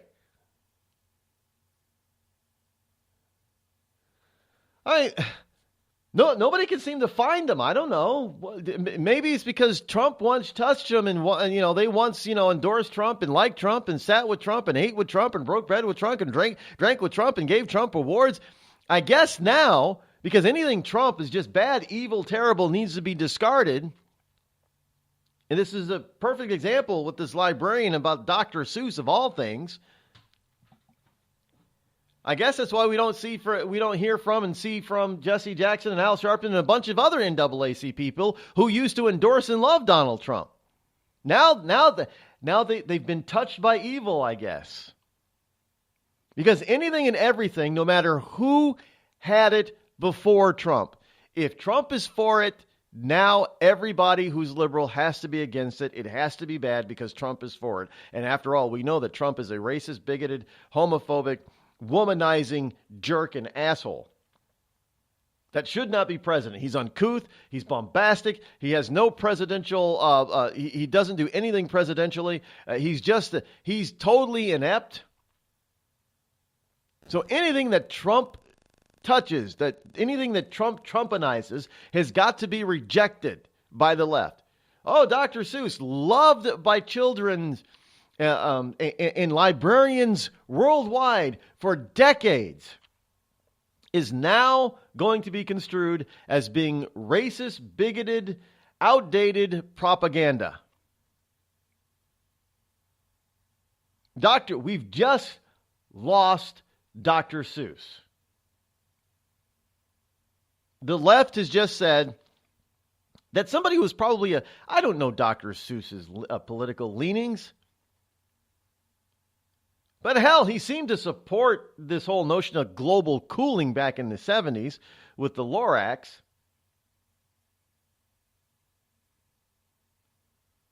So I'm going to say that he was probably leaning left. He came out of, Massachusetts too. I mean, let's face it. And he lived in California. That's where he died, La Jolla, California. I mean, not exactly a conservative enclave.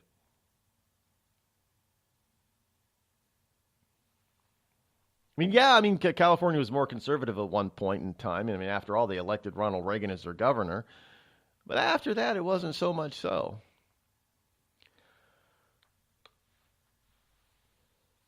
Isn't it amazing how fast we lost California to liberals? And people say, well, we can't get it back. Understand, in the 70s, 60s and 70s, Ronald Reagan was governor of the state of California. True conservative, even back then. In his first election in the 80s, Ronald Reagan carried California. Now, somewhere between the early 80s and Bill Clinton, in about a decade and a half, California flipped a switch to being completely and totally moonbat liberal. I don't know how or when that possibly could, but it happened.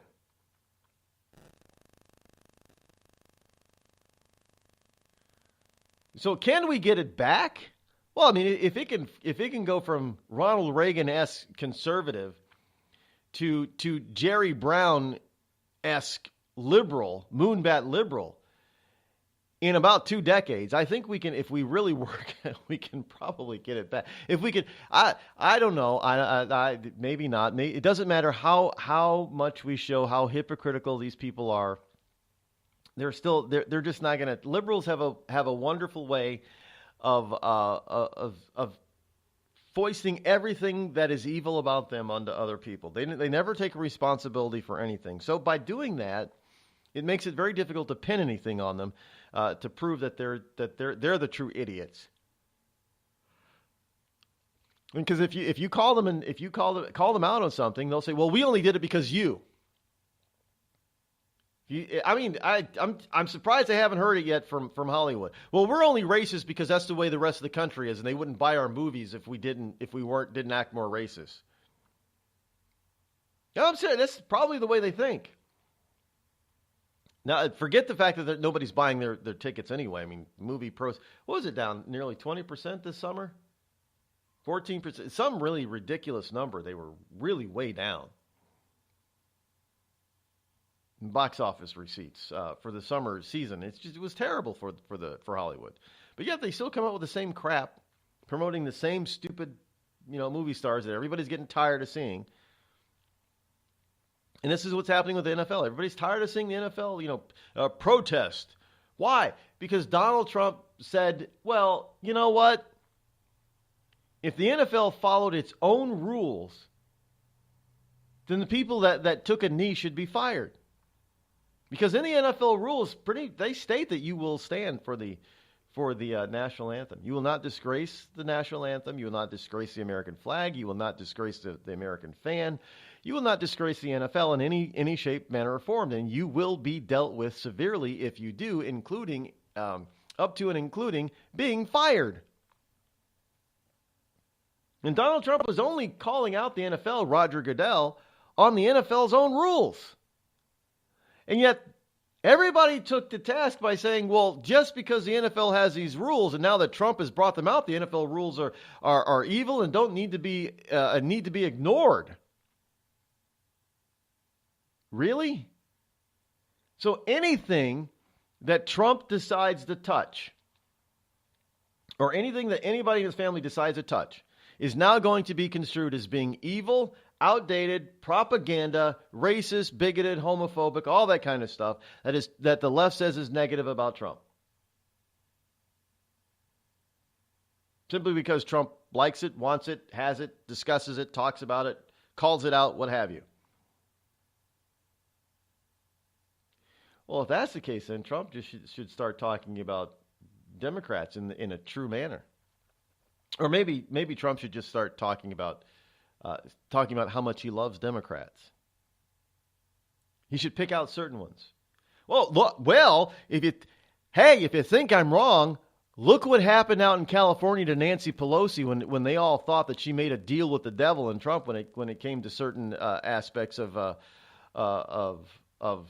some, making a deal with Donald Trump. Her and Chuck Schumer made a deal with the devil. Remember that? Hell, I think that's the secret. I think we stumbled on the secret to our success in the future, folks. All Donald Trump has to do... Donald, talking about Obamacare repeal and the tax reform, Trump has already said that he's going to work with Democrats. Since the Republicans can't seem to do anything, he's going to work with Democrats.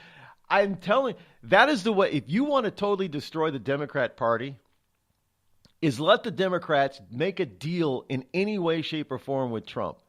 They will be ostracized. Look what they did to Nancy Pelosi, of all people. They protested Nancy Pelosi at a Nancy Pelosi a town hall meeting. How do you protest Nancy Pelosi? She's a Valley Girl liberal. You can't get more liberal, idiotic liberal than Nancy Pelosi. But because she made a deal with Trump, that it had to be a bad deal. It had to be terrible. You made a deal with the devil. So Trump should obviously should now start making himself be seen with key Democrats over and over and over. The left will dump them. I think we found a way to victory. Donald Trump should now be seen schmoozing up with the likes of Jerry Brown out in California. You want to see California turn Republican pretty damn fast? Oh, they're going to reject all the liberals out there like you would not believe if Trump gets cozy and gets into bed with those people. You can't. Nope, they're not going to allow you to sleep with the devil. I'm not Rod Eccles, and I approve this message. Tired of paying outrageous prices for Viagra? Well, we have great news for you. Now you can finally get Viagra at huge discounts. Healthy Man allows you to save up to $500 on Viagra. Why pay U.S. pharmacy prices of $15 per pill or more when you can get Viagra for less than $3 a pill? Call today and get 40 Viagra pills for only $99. This can cost as much as $600 at your local pharmacy. You can't afford not to call us. If you want Viagra at the lowest prices, never pay $15 a pill pharmacy prices again. Get Viagra for less than $3 a pill. Call 800-595-2614 today and save up to $500 and get 40 pills for just $99. Healthy Man is fast, easy, and affordable. Operators are waiting at 595-2614 to take your call now. Call 800-595-2614. That's 800-595-2614. Again, 800-595-2614. We've all heard of male enhancement, but now there's an expert on true male enhancement in the areas that really count. In Herb Ellis's book, Husband 2.0, Real Male Enhancement, you'll find answers to questions like, why doesn't she want to have sex? A quick start, quick results workout guide, plus what you can do as a side hustle to make money now. With all the great tips in this book, every man can benefit. Get the book, Husband 2.0, Real Male Enhancement, on Amazon.com. It started with a knock, but it wouldn't end there. What happens in the story next, many wouldn't understand, and most wouldn't believe. 5 + 2 = Perfection by Samuel Rosette Jr. is a must-read. The scriptures within are reminders of the ancient past, and yet intriguingly infuses with texts which stand on the edge of the stage of relevancy. Available online at Westbow Press, Amazon, Books A Million, Barnes & Noble, and SamuelRosetteJr.com. A couple of weeks ago, a long-haired young person came into our bank and said, "I'll bet you're a Nazi." Well, I love America, support the Constitution, and believe in capitalism. So I told him I'm not a Nazi, and I'm not. So what happens? The punk breaks out 2 windows and pepper sprays an elderly woman in the face. You know, there's one thing about long-haired young people nowadays. They're real assholes. Long-haired young people. You suck.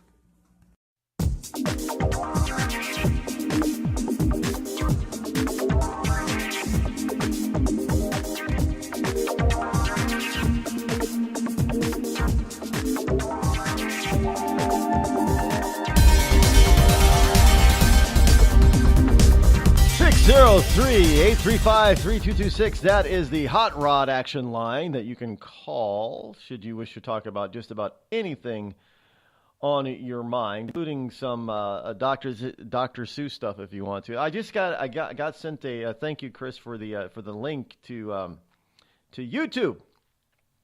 There's a YouTube video about 20 minutes worth of Michelle Obama basically endorsing Dr. Seuss books. She's reading them. I don't know. So, but this gives further proof to what I'm saying about Trump is acid to liberals, no matter what. Barack Obama and Michelle Obama obviously were all for Dr. Seuss books, and that was fine. But as soon as Melania Trump is for a Dr. Seuss book, oh no, Dr. Seuss has got to be racist, bigoted, homophobic, propaganda, outdated, and all that kind of stuff. And Michelle Obama was reading only just 2 years ago in 2015, reading the children from Dr. Seuss. And this was published directly by the Obama White House to YouTube. So it's not anybody else, took it down. It was the Obama White House produced this and published this on YouTube. So just pretty amazing. In 2015, just 2 years ago. January 2015, 2 years, just 2 years before Obama left the White House. Amazing stuff. So, yeah, Trump, that's the way that we're going to win. We're going to have to just start, Trump is just going to have to start touching liberals all over the place. Trump is going to have to start, maybe selectively embrace, just say that he embraces certain liberal agenda and ideas. Because evidently that's going to get them to reject it. That's going to get liberals to reject it. How else do you explain it? How else do you explain the fact that Michelle Obama can give Dr. Seuss books to librarians, can read Dr. Seuss stories to children, can actually publish a story time with a bunch of Dr. Seuss characters? Dr. Seuss, the people dressed up in Dr. Seuss character suits, Cat in the Hat, Thing 1, Thing 2. But does that mean that Thing 1 and Thing 2, is that where Dr. Seuss has gone off the wires as being, off the rails as being racist, Thing 1 and Thing 2? Well, Thing 1 and Thing 2 were white, too. They weren't black, right? I'm just asking. Even in the movie, right? Yeah. So Michelle Obama reads these stories. Michelle Obama endorses these stories. Michelle Obama seems and says that she loved these stories. She read them to her own daughters. She read them herself as a kid. She loved Dr. Seuss. So less than 2 years later, Melania Trump says the same thing. My son Barron loved this particular Dr. Seuss story. My favorite one. I'm going to give it to you, Mrs. Librarian. Liberal librarian says, oh, no. If Melania Trump, who's married to Donald Trump, likes Dr. Seuss can't be good. Well, Michelle Obama loved Dr. Seuss, and so did Barack Obama. Oh, no, that doesn't count anymore. Trump likes it now, so it's evil. So what else are you supposed to think? They're rejecting it because Melania Trump has given it to them. But they would accept it if Michelle. So I'm just here to say that this is the new strategy that they should be taking to heart in Washington, D.C. in the Trump administration. Just start hobnobbing and endorsing key Democratic people and key Democratic proposals, and watch the rank and file liberals all across the country start rejecting them. Hey, you don't see much from Jesse Jackson and Al Sharpton, do you? And they once loved Donald Trump.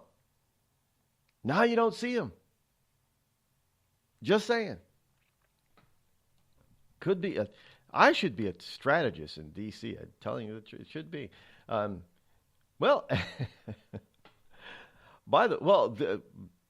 only problem with that theory is that McConnell's approval among Trump voters is now nearly as bad as it is among Clinton voters. In other words, McConnell isn't exactly on Trump's good list, and McConnell isn't doing all that well, evidently. Last month when he oohed and awed at the fact that he was polling at 27-44 among Republicans. 27% approval, 44% disapproval. In hindsight, they may have been a relative golden age for McConnell numbers last month. Now there's a survey or a trend out there that's got him at 20 favorable, 59 unfavorable. He's falling like a lead anchor in a saltless sea as far as his approval ratings are concerned. But he's not really in Trump's camp, is he? Well, maybe we got to tweak this anti-Trump sentiment just a little bit, because McConnell isn't benefiting from disliking Trump at all. I'm just saying. It was just another quiet Saturday at the Johnson home. Honey, have you seen the hammer? It's in the garage. Oh no, not the garage. Later that same day... Dad, I can't find the bicycle pump. Son, I'm afraid it's in the garage. The garage? Then the following Tuesday... Howard, where's the car? It's in the garage. Does your garage look like a giant yard sale without the yard? Do you cringe at the thought of entering your garage? Then you need Crest Garage Cabinets. With one phone call, those wonderful folks at Crest will come out to your home, design the best combination of cabinets for you, and install them quickly and professionally before your very eyes. It's a miracle. And unlike other companies who ask for a down payment or money up front, You won't pay a penny until your Crest cabinets are installed to your satisfaction. So call Crest today, toll-free at 1-800-548-2848. That's 1-800-548-2848. And you'll never fear going into your garage again.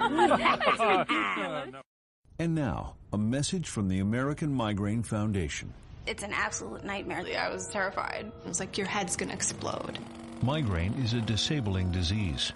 Just all of a sudden couldn't see. Migraine has ruined my life. Absolutely terrifying. There's pain that does not stop. It's a throbbing, pulsing, banging, hammering feeling in your head. 36 million Americans suffer.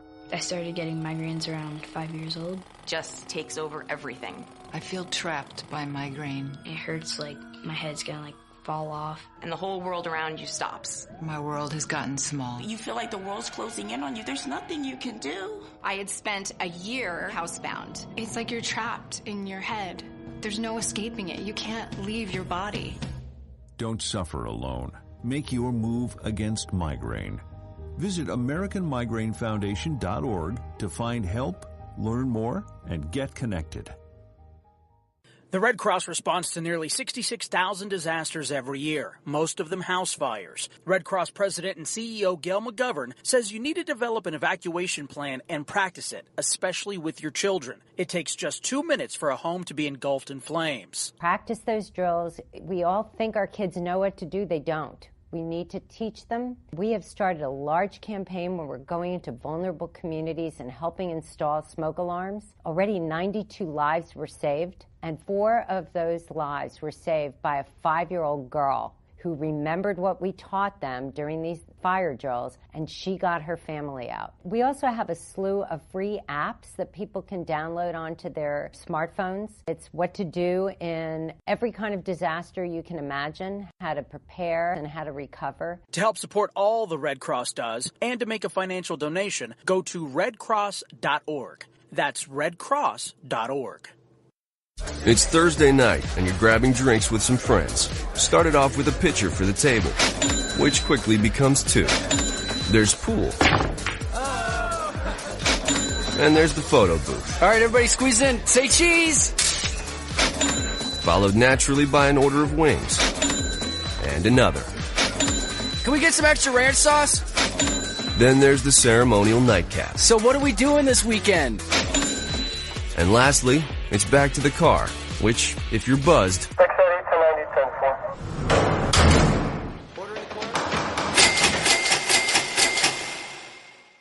could be the most expensive night of your life.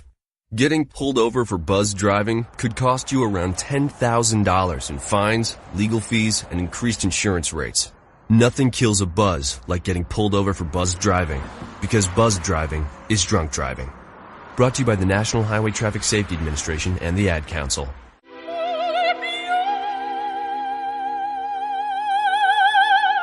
The human voice. It can be sweet as music, powerful as thunder, and so, my fellow Americans, cheerful as laughter. But for millions of people, it can also be a sign of COPD. This serious lung disease can make it so hard to breathe, you often can't catch a breath or finish a sentence, let alone carry a tune.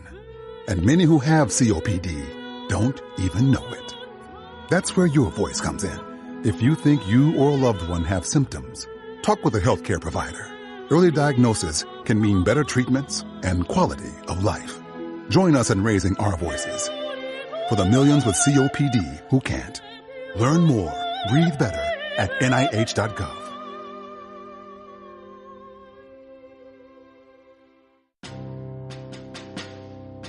On the battlefield, there's a saying America's military men and women live by. Never leave a fallen warrior behind. Ever. Off the battlefield, Wounded Warrior Project operates with the same goal. We leave no warrior behind. Wounded Warrior Project is a non-profit organization created to help our men and women returning home with the scars of war. Whether those scars are physical or mental, we're here to make sure that they heal. And whether it's helping those with post-traumatic stress disorder live a normal life again, or giving much-needed support to injured warriors in veterans' hospitals, Because no one deserves our help more than the men and women who risk their lives to keep us safe. Wounded Warrior Project. We never leave a fallen warrior behind. Ever. Learn more about what we do at woundedwarriorproject.org. Every day, the men and women of the United States Marine Corps demonstrate their commitment to defend the American way of life. Since 1775, we have served our nation as a force in readiness. From combat operations to humanitarian assistance in every corner of the world. No matter where the mission takes us today, or wherever our country needs us tomorrow, we always remember the land we call home. As Marines, we take a stand for each other, for our nation, for us all. The few, the proud, the Marines.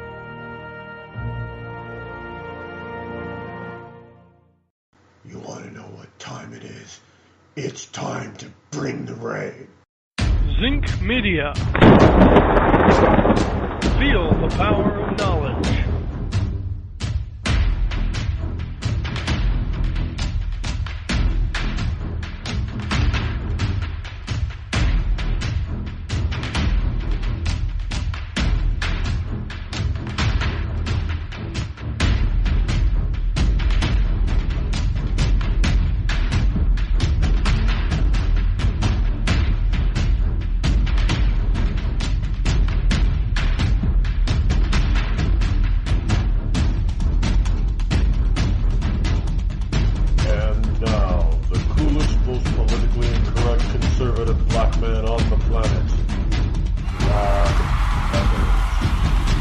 Yes, indeed. Welcome back. Hour number 3, the fastest 3 hours on Internet Talk Radio is right here on the Rod Eccles Show. Welcome to Friday.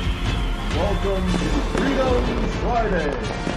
Yes, it is also the fastest 5 days here on Internet Talk Radio. It is already Friday, already hour number 3. The call-in, the Hot Rod call-in line number is 603-835-3226. If you want to utilize that for the next hour or so, as we talk about just about anything and everything under the sun, as we take things a little bit lighter than we normally do during the week. Yeah, we talk about all kinds of different subjects. Just some fun stuff sometimes. Yeah, we talk more on Friday. We talk more about stuff than just Trump and Pelosi and McConnell and politics. Like for instance, well, I mean, I guess it is a little bit of politics, but for instance, there's a piece in the New York Post by John Podhoretz. Or is it Podhoretz? Or is the H silent? Podhoretz. I've never heard his name pronounced, so I'm not sure. I'm not mispronouncing it on purpose. There are some times when I mispronounce people's names on purpose. But this one, I haven't heard his name pronounced before. And so I'm sympathetic to that. Look, I've got a funny sounding name the way it's spelled. Nobody thinks that my last name is actually pronounced Eccles. I mean, I've heard people, pronounce it, Eastless and Clay and Eccles and understandable. If you haven't heard it before, sometimes just reading it, if you're using phonics, it doesn't come out the way it actually is pronounced. Let's face it. I mean, look, I'm in the land of mispronunciation in the first place. I mean, how many times I got to tell you about the New England, Massachusetts town of Peabody? No, it's not Peabody. It's Peabody. I know people understand how do you spell Peabody, but they don't know what the hell Peabody is.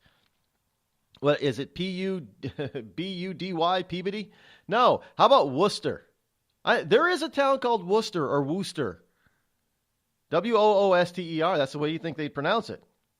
Or spell it. But no, not Worcester, Mass. It's not spelled nearly anywhere like that. But so again, I don't Podhoretz. I'm not sure. John Podhoretz. Okay, well, Podhoretz. in this particular case, if I'm mispronouncing somebody's name on purpose, you'll know it. But in this case, I am not. He's got an opinion piece in the New York Post. Democrats' best hope for 2020. You won't believe who he thinks is the great hope of the I almost said the great white hope, but no, that would have been Hillary Clinton. But Oprah is the Oprah. That's it. The great black hope. Oprah Winfrey is the best hope for 2020. I guess I didn't. Did you see the 60 Minutes segment last week I didn't even know she was on. Didn't pay attention. I take it back. I did. I just didn't pay attention. I knew she was going to be on there. I thought she was going to be interviewed. I didn't realize that she was actually holding a panel and interviewing a bunch of people on there. Because I didn't pay attention to Oprah. I can't remember the last time I did really pay attention to Oprah. I don't care about Oprah. I really do. Well, I mean, as a human being, I care about her as a human being in a Christian sort of way. But I don't care what the woman does. She's got, let her go run her little own network. Let her go run her Harpo Communications or Harpo Productions or Harpo Studios, whatever they're called. By the way, that's Oprah spelled backwards. She's from what I understand, Oprah's history is that she got the name because everybody's wondering, well, what's the name Oprah? Well, evidently they misspelled her name on her birth certificate because it was supposed to be Orpa, O-R-P, not O-P-R. Now, frankly, not that Oprah is such a wonderful name. Nobody else that I know of is named Oprah, but that was a fortuitous misspelling. Because can you imagine if it Orpa Winfrey? No, that just would that wouldn't have worked for her. But now I'm not making fun of Oprah's name. I'm just telling you what I have learned about Oprah is that according to Oprah herself, is that her mother said that her name was misspelled, or her dad said her name was misspelled on the birth certificate. It was supposed to be Orpa, but somehow it got written down as Oprah, and it stuck. It stayed because I guess once it was written down, you couldn't change it. And she never went and changed it legally, I guess, when she became old enough to do so. So it stuck. Oprah stuck. That's coming from Oprah now, not from me or any other source. I'm not making fun. I mean, it's a unique name. You know anybody else named Orpa or Oprah? I don't. Orpa, that's not even, is that a biblical name? I don't recall Orpa being in the Bible. It could be. Could be one of the the minor characters. I'm just saying. I don't know. Maybe it's an old name. I don't know. I don't think it's a made up name, Orpa. It does have a ring to it somewhere. In any case, she's not Orpa. She's the Oprah, the Big O, and that's not Obama. I mean, I know Obama tried to be the Big O, but the Big O will always be Oprah. Sunday night. On 60 Minutes, a panel of Michigan voters spent 20 minutes discussing their political differences on the television screen. It was a moving segment and a powerful one, but it wasn't all that novel if you've been paying attention to the political divide over the past year, writes John Poderitz. The power came not really from what the panelists were saying, the Michigan voters, but who the moderator was, Oprah Winfrey. Listening, asking, speaking without judgment, trying to find common ground. It was a superb performance by Oprah, and I use the word performance advisedly. She was dazzling in exactly the way that Oprah could always be dazzling, finding a tone appropriate for the moment without being heavy-handed. Yes, the Oprah is never heavy-handed on her programs. She's always even-keeled, fair, trusting, speaking without judgment on people. Well, she's a bunch of BS. Ever watch the Oprah Winfrey Show? You talk about speaking without judgment. Are you kidding me? She always spoke with judgment, but nobody ever thought. I mean, how do you not speak without? How do you speak without judgment if you have Oprah's favorite things, and every time Oprah says, "This is my favorite thing," and Oprah breaks websites. She did. If there was, if you got people campaign to get on Oprah's show to be, one of what is it, Oprah's favorites? I don't know what they were called. I do know that if Oprah said that she loved this particular product or service from this website, that would most likely break the website. It would bring the site down because that many women, and to a degree gay men, would go to the site and buy whatever Oprah was suggesting that they buy, even if Oprah didn't own it. It's like Martha Stewart. Martha Stewart Martha Stewart's favorite things or good things or whatever they were. This is a good thing. And if Martha Stewart endorsed it, you better have capacity on your website because your website's about to get, flooded and it could go down. And that's what happened a lot with some, what was it? There was a cupcake company, cupcakes in Ohio, I think it was. This poor little baker. Oprah tasted her cupcakes. And said, this was at the height and start of the premium cupcake craze. And it's, oh my God, these cupcakes they're just heaven, and broke her site. She couldn't keep up with the orders and broke her site. So don't tell me that she doesn't have judgment. Everybody else around her does and believes her. All her followers believe her. She was considered the most powerful woman on the planet at the height of her show.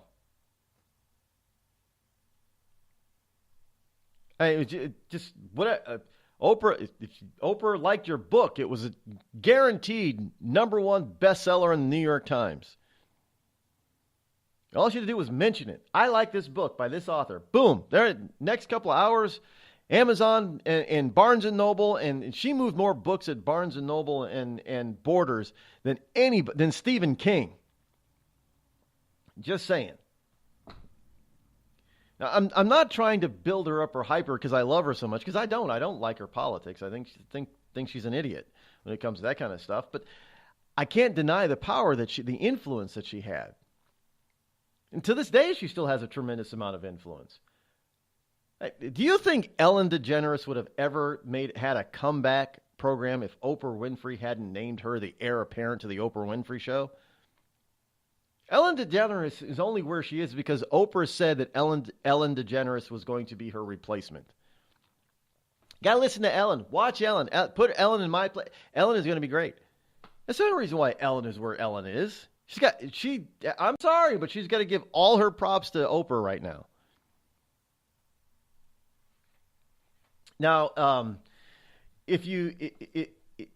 he continues on down in his piece. Again, it's the Washington Post, or excuse me, the New York Post. You can get it at the NewYorkPost.com. I'll put a link to it on RodEccles.net. Now, if you need to set a thief to catch a thief, you need a star, a grand, outsized, fearless star whom Trump can neither intimidate nor outshine. To catch a star. We're through the looking glass here. America is discarding old approaches in politics. Democrats will have to do the same to match the mood to the moment. And that's where Oprah Winfrey comes in. She is the mirror image of Trump, but more so, of course, she's female and he's male. She's America's generous aunt and he's America's crazy uncle. And yes, she's black and he's white. She's liberal and he's whatever he is. It would be almost the ultimate showdown. If only Donald Trump were a true constitutional conservative as much as Oprah Winfrey is a true liberalistic liberal. He's a man and she's a woman. He's a white man and she's a black woman. Can you get more of a titanic showdown than that? They're all salivating over this on the left. Oprah, she could be the queen. The queen bee. Queen Oprah. The big O comes in and saves the country from evil, crazy Uncle Donald Trump. Can you imagine? This Oprah Winfrey is who some Democrats believe can save the Democrat Party. Oprah Winfrey. Now, I'm not going to deny that Oprah is going to get fanfare if she decided to run for president. But she's a businesswoman. She's a billionaire. A billionaire businesswoman. Donald Trump's a billionaire businessman. Now, Donald Trump, I don't care what figures you use, is worth more than Oprah Winfrey. But Oprah Winfrey, yeah, but she's a black woman, man, and she's worth $1 billion. Maybe a little bit more. She was on television, just like Trump. She's a celebrity, just like Trump. But she doesn't do it in real estate. She's in media. So now she's a media mogul versus the real estate mogul. It's another dichotomy. You can touch real estate. You really can't touch the media. What is the media? Media, anything and everything that's visual, audio, I don't know.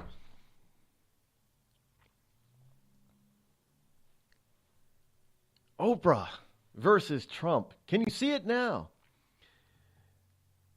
The political match of the century. Donald Trump versus Oprah Winfrey.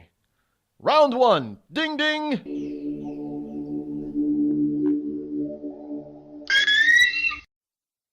Tired of paying outrageous prices for Viagra? Well, we have great news for you. Now you can finally get Viagra at huge discounts. Healthy Man allows you to save up to $500 on Viagra. Why pay U.S. pharmacy prices of $15 per pill or more when you can get Viagra for less than $3 a pill? Call today and get 40 Viagra pills for only $99. This can cost as much as $600 at your local pharmacy. You can't afford not to call us. If you want Viagra at the lowest prices, never pay $15 a pill pharmacy prices again. Get Viagra for less than $3 a pill. Call 800-595-2614 today and save up to $500 and get 40 pills for just $99. Healthy Man is fast, easy, and affordable. Operators are waiting at 595-2614 to take your call now. Call 800-595-2614. That's 800-595-2614. Again, 800-595-2614.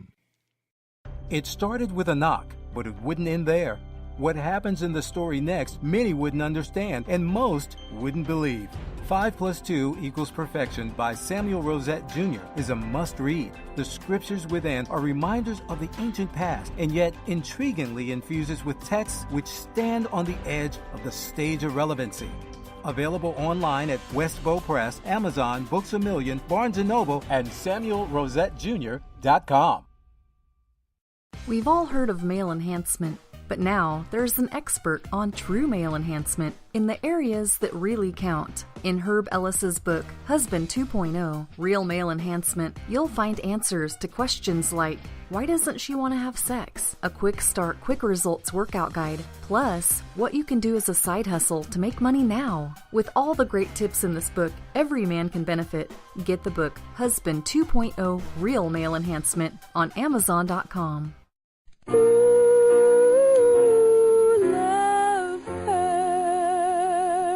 Yes, love hurts. It can hurt emotionally, but more important, it can also hurt you physically. It can hurt you in a way which nobody who owns a hot tub and lives in California can afford to be unaware of. Yes, I'm talking about California hot tub rectal gonorrhea. This painful, incurable disease can make an enjoyable soak in a hot tub with family, friends, and dog into a literally unforgettable experience.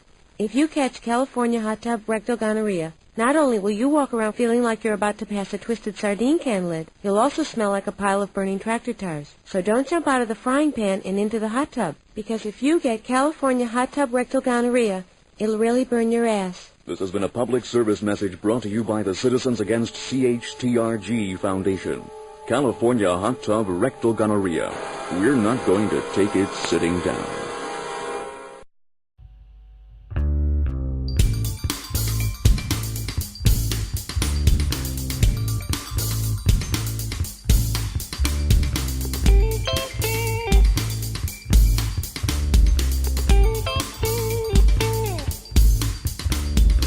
now we are at that point in the program where I bring you today's wonderful holidays, sponsored by and brought to you by me, of course.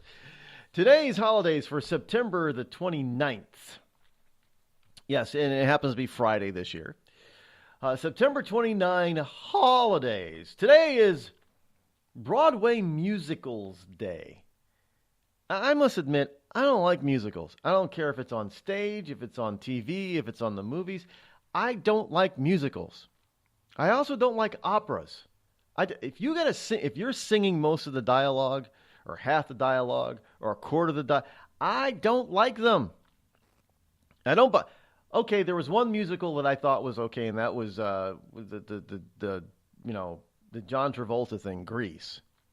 But I saw the play Grease, didn't like it. Because I don't like musicals.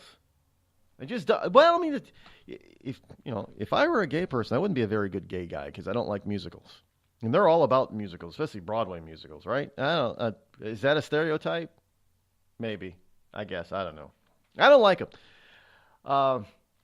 Today is also World Confucius Day. That ancient Chinese philosopher Confucius, who some Chinese believe was like 9 feet tall. He was a big, boisterous man. Confucius say, not probable Chinese man be 9 feet tall. It's kind of like Sun Tzu, the Art of War. You ever hear any of those? There's an audio book, one of the audio versions of Sun Tzu. I don't know who was the behind it, but it was just said every time they would say something that Sun Tzu would say, he would say Sun Tzu says, just like that. So I'm going to say Confucius say. It is also Goose Day. Yes, Goose Day was unofficially started in 1786 in the wonderful state of Pennsylvania. In Mifflin or Juniata, Juniata County. That's where it was started. In the Juniata River Valley, and has officially been celebrated in Mifflin County since 1973 and Juniata County since 76. It stemmed from Michaelmas, a Christian holiday celebrating the Archangel Michael. So Goose Day is an outcropping of Michaelmas, because, by the way, it is Michaelmas Day today, Michaelmas, also known as Feast of St. Michael and All Angels. It's also known as Feast of St. Michael and Gabriel, and Uriel and Raphael. It's also known as Feast of the Archangels, and also known as Goose Day. It's a Christian festival celebrated by some Western churches, just so you know. It is also Hug a Vegetarian Day today, also known as Hug a Vegan Day. It's also National Attend Your Grandchild's Birthday Day. Well, what happens if your grandchild's birthday isn't today? Too bad for the kid. It's National Attend Your Birthday Day. Today is also the day that we honor the wonderful dark breakfast drink that is not just for breakfast anymore, coffee. It is National Mocha Day and National Coffee Day. It celebrates the coffee drink made from the roasted and ground bean of the coffee plant. It is also Save the Koala bear. It is also Save the Koala Day. It is also VFW Day, known as Veterans of Foreign Wars Day. Now that I didn't know. I didn't know we had a VFW Day. Got to admit that. So we're going to have to do something about that next year. VFW Day, September 29th. It's also World Heart Day, which is, eating things and doing things that's good for your heart. But at the same time, it's also National Poisoned Blackberries Day, which obviously is not good for your heart to eat poisoned blackberries. So don't eat poisoned blackberries on National Good for Your World Heart Day. What does Oprah say about that? I don't know. We're going to have to ask her about all the wonderful holidays for today. Maybe we have is there an Oprah Day? You might be surprised to learn who has Crohn's disease or ulcerative colitis. Nearly 1 in 200 Americans are suffering with the debilitating pain and constant disruption of these inflammatory bowel diseases, or IBD. Chances are you know someone with IBD. For example, your neighbor or coworker. The Crohn's and Colitis Foundation was created to help patients cope and to find a cure. People with IBD can't wait. Won't you help someone you know? Visit www.escapethestall.com today. Were you born from 1945 to 1965? People born during these years are 5 times more likely to have hepatitis C. But most people don't know they are infected. So even if you try to eat right, exercise, and take care of yourself, you can still have hepatitis C, a serious liver disease that often has no symptoms. In fact, people can live with hepatitis C for decades without feeling or looking sick. But over time, hepatitis C can cause serious health problems, including liver damage, liver failure, or even liver cancer. Getting tested is the only way to know if you're infected with hepatitis C. That's why the CDC recommends everyone born from 1945 to 1965 get a blood test for hepatitis C. Treatments are available that can cure this disease. So talk to your doctor about getting tested. It could save your life. A message from the CDC. Everyone is talking about healthcare these days. America spends twice that of other developed countries on our healthcare system, yet our health ranks near the bottom. How can we stop spending so much and getting so little? Shifting to a system based on primary care can help fix the problem. Patients with a primary care doctor live longer, healthier lives and are less likely to suffer from cancer, heart disease, or stroke. Primary care that is comprehensive and coordinated also saves money. Patients who have a primary care doctor spend 30% less on health care than patients who don't. States with a high number of primary care doctors have lower health care costs and higher quality care. Primary care can help make America healthy again. To learn more about the benefits of primary care, visit www.healthisprimary.org. This message is brought to you by America's Family Physicians. It's been called shell shock, war neurosis, and battle fatigue. Today, we call it post-traumatic stress disorder, and it affects 1 out of every 5 warriors returning from battle in Iraq and Afghanistan. The Wounded Warrior Project offers comfort and support for warriors with PTSD and all other scars of war, whether those scars are visible or hidden. Find out how to help, because for warriors, the greatest casualty is being forgotten. Please visit woundedwarriorproject.org. The Amazon's rainforest is being cut down so fast that by 2030, 55% of it could be completely wiped out. The Earth's forests can't speak up when they need help, but we can. Be the voice for those who have no voice. Visit worldwildlife.org. There's a threat targeting America. One that's growing fast, but may still be hard to see. Lyme disease. Spread by tiny ticks, often smaller than the head of a pin. This dangerous disease is now more widespread than West Nile, tuberculosis, and HIV/AIDS combined. And if left untreated, it can lead to arthritis, facial paralysis, and even memory and concentration problems, often called brain fog. As the threat of Lyme disease grows to more than 300,000 projected cases each year, it's time for us to target Lyme disease. That means checking for ticks when you've been outside, even in your own backyard. It means seeing a doctor if you experience the symptoms of Lyme disease, which can include joint pain, flu-like symptoms, fever, fatigue, or sometimes a bullseye-shaped rash. Set your sights on stopping Lyme. Learn how you can target Lyme disease at targetlyme.org. Dad, we need to talk. Can we just enjoy the drive?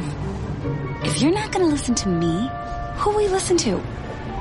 Jeffrey. Ah!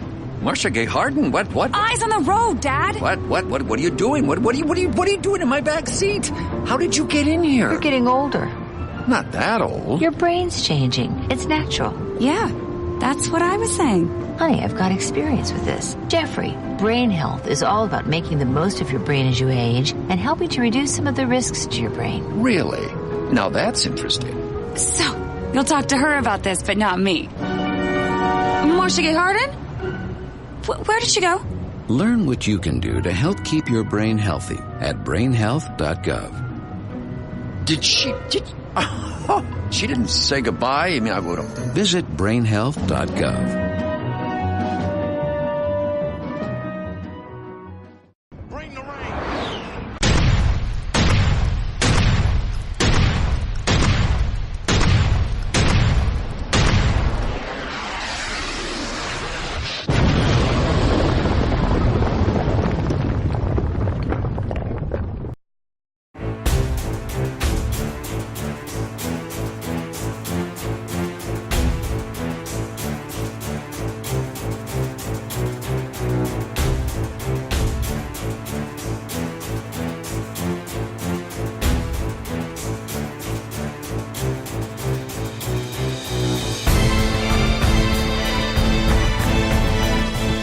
Did you know that the left tends to, well, not just the left, but the left especially tends to do something that most of us actually hate, and that is politicize everything. The Wall Street Journal had a piece about this, the politicization of just about everything. Now, everybody loses in the Trump NFL brawl over the national anthem, of course, yeah. Well, not everybody loses.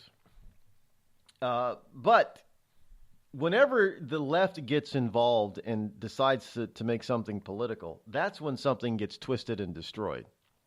They politicize everything. How do you politicize the NFL? How do you politicize the national anthem? And they even twist it to where you get the head office of the Pittsburgh Steelers writing, the head honcho writing a letter saying that the reason why we stayed in the tunnel instead of going out onto the field is so we didn't politicize the national anthem. Well, you politicized it by hiding in the tunnel.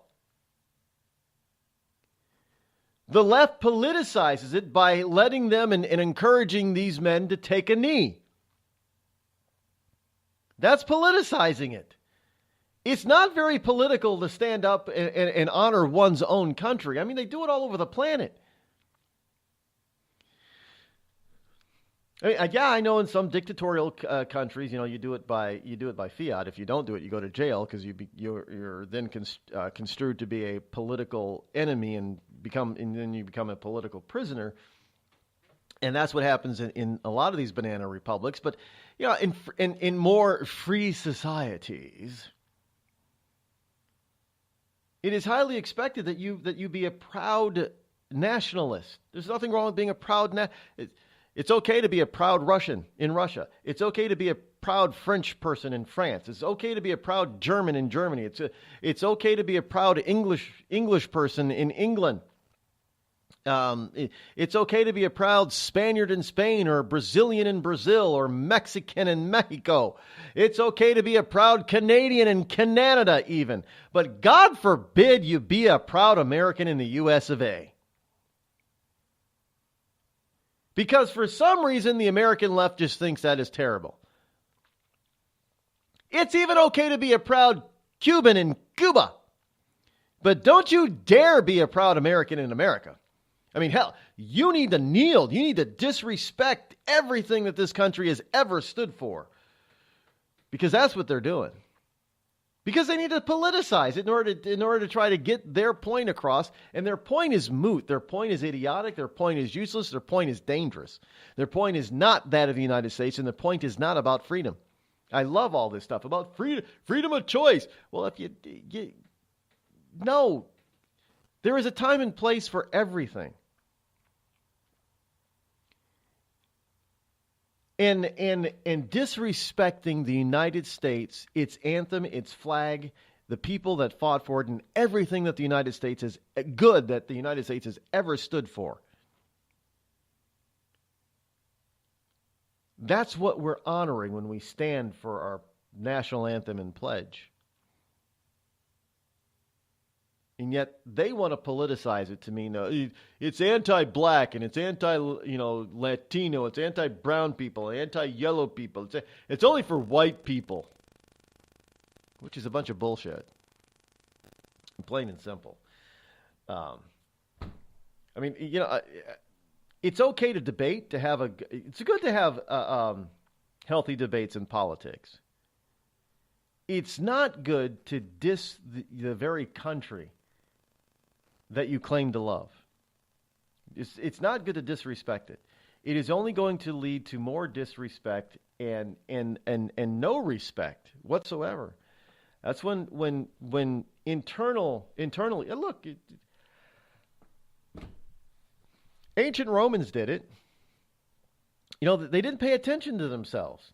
They took themselves too seriously. They didn't respect their own traditions. They went off board on all kinds of things, and before you know it, they found themselves being defeated by a foreign army. And simply because they didn't have and even though that they saw the fall coming, they still didn't have the gall, the guts, the brass balls, kahunas to right the ancient Roman ship. No, because they were too chicken shit to do so.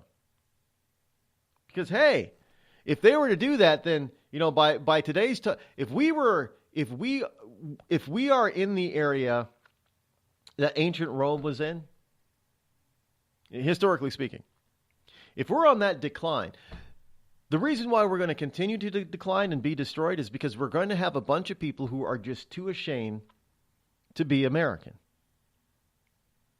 Because some jackasses, some minor league jackasses have decided to say, well, we're just going to disrespect the American way of life because Americans are bad, evil people. And if you believe in America, you're bad and evil too. They're going to be too chicken to stand. And what you're going to end up with is the dark ages afterwards. Guarantee you. If the light in the torch of freedom is extinguished, that's it. For probably a millennia for freedom on this planet. There isn't going to be any. That's it. You're going to be doing, well, I mean, I know, you know, we have got a story here how some people, they like socialism and communism. Well, that's what you're going to get. It's going to be worse than ever. Speaking of traditions, earlier this week there was a story from the New York Times that talked about marriage and how marriage became a mark of privilege, specifically white privilege. Marriage used to be a default way to form a family in the U.S. of A., regardless of income or education, has become yet another part of American life reserved for those who are most privileged.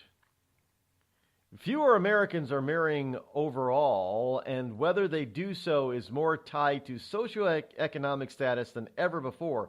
In recent years, marriage has declined among people without college degrees while staying steady among college graduates with higher incomes. It's not because they can't afford to get married. It's because the government makes it very easy for you not to get married. In fact, they make it profitable for you not to get married. Hey, you want to have children out of wedlock? Well, government will pay for them as long as you're not married. As soon as you marry the baby daddy, you become an official family, then we're not going to pay for you anymore. Changes the whole dynamic. It is not because of socioeconomic conditions out there in the private sector. This is liberal government-induced idiocy. It's become a mark of privilege because of liberal government programs and policy. It is much easier and you get more money from the government if you are not married, especially if you have children. You got little rugrats and you're at the lower end of the economic scale, under 50 grand a year, you're better off not getting married. Does that mean that people don't want to get married? No, I don't think that's the case at all. We see a lot of people that even talk, well, marriage is very serious. A lot of people still believe marriage is a serious thing. So they come up with the excuse, well, we don't want to ruin our relationship by getting so serious about it. The reality is that there's some economic benefit to remaining single because that's how our government promotes it. You get married, well, you introduce the whole notion that you introduce a man or father to the whole scenario. Now, which is why I don't understand why gays want to get married, because that just means, well, gay men, they don't, men don't get a lot in the way of special governmental benefits anyway. So okay, but why would lesbians want to get married? I mean, having two incomes officially in a household just means that you're under the gun.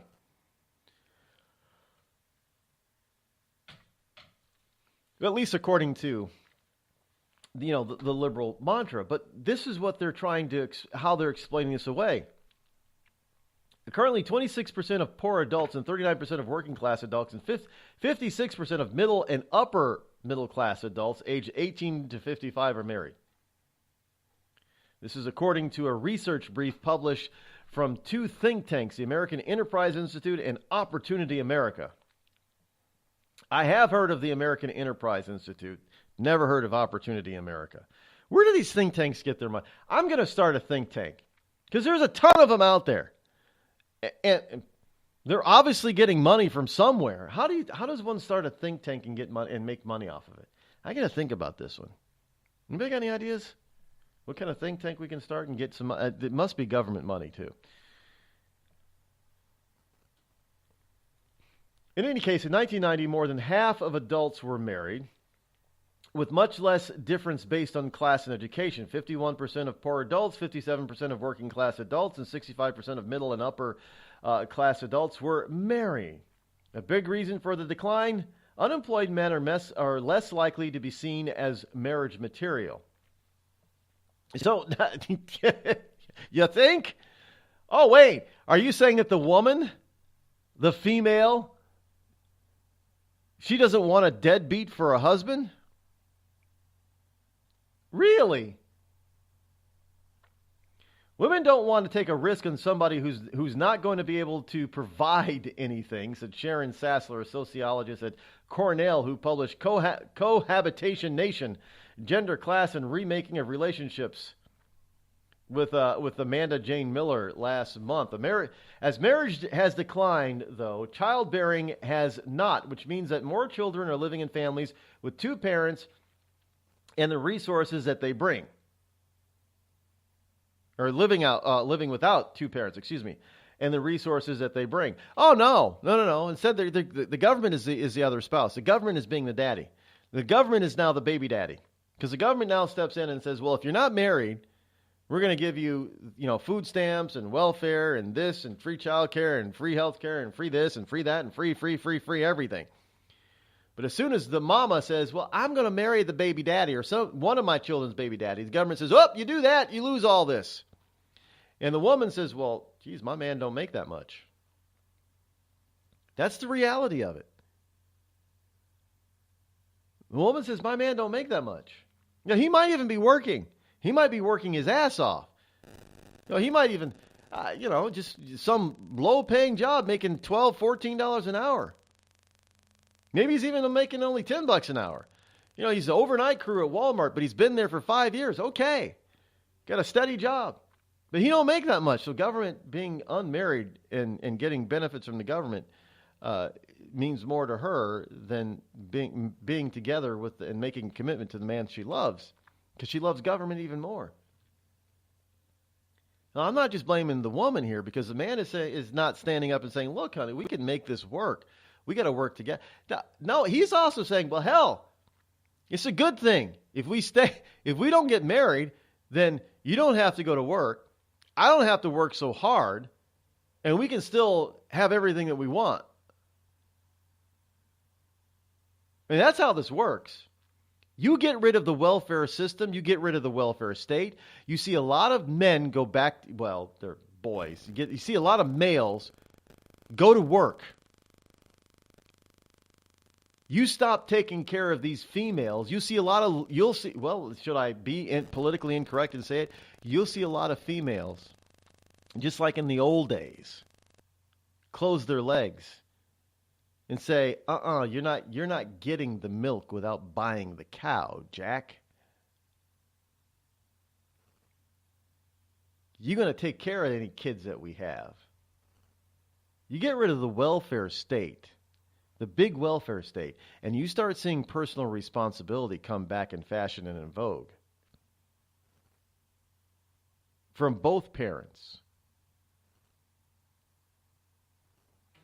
That's how this works.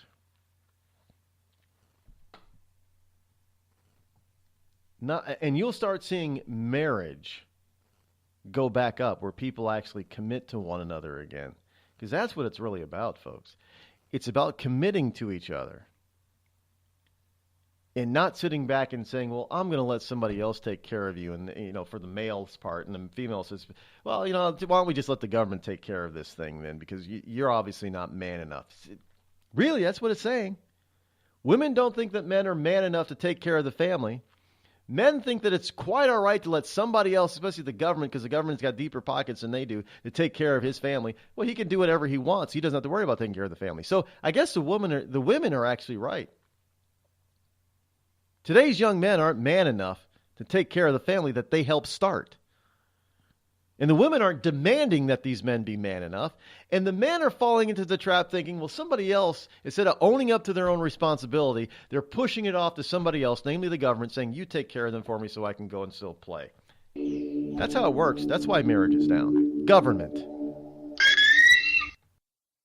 Tired of paying outrageous prices for Viagra? Well, we have great news for you. Now you can finally get Viagra at huge discounts. Healthy Man allows you to save up to $500 on Viagra. Why pay U.S. pharmacy prices of $15 per pill or more when you can get Viagra for less than $3 a pill? Call today and get 40 Viagra pills for only $99. This can cost as much as $600 at your local pharmacy. You can't afford not to call us. If you want Viagra at the lowest prices, never pay $15 a pill pharmacy prices again. Get Viagra for less than $3 a pill. Call 800-595-2614 today and save up to $500 and get 40 pills for just $99. Healthy Man is fast, easy, and affordable. Operators are waiting at 595-2614 to take your call now. Call 800-595-2614. That's 800-595-2614. Again, 800-595-2614. We've all heard of male enhancement, but now there's an expert on true male enhancement in the areas that really count. In Herb Ellis's book, Husband 2.0, Real Male Enhancement, you'll find answers to questions like, why doesn't she want to have sex? A quick start, quick results workout guide, plus what you can do as a side hustle to make money now. With all the great tips in this book, every man can benefit. Get the book, Husband 2.0, Real Male Enhancement, on Amazon.com. It started with a knock, but it wouldn't end there. What happens in the story next, many wouldn't understand, and most wouldn't believe.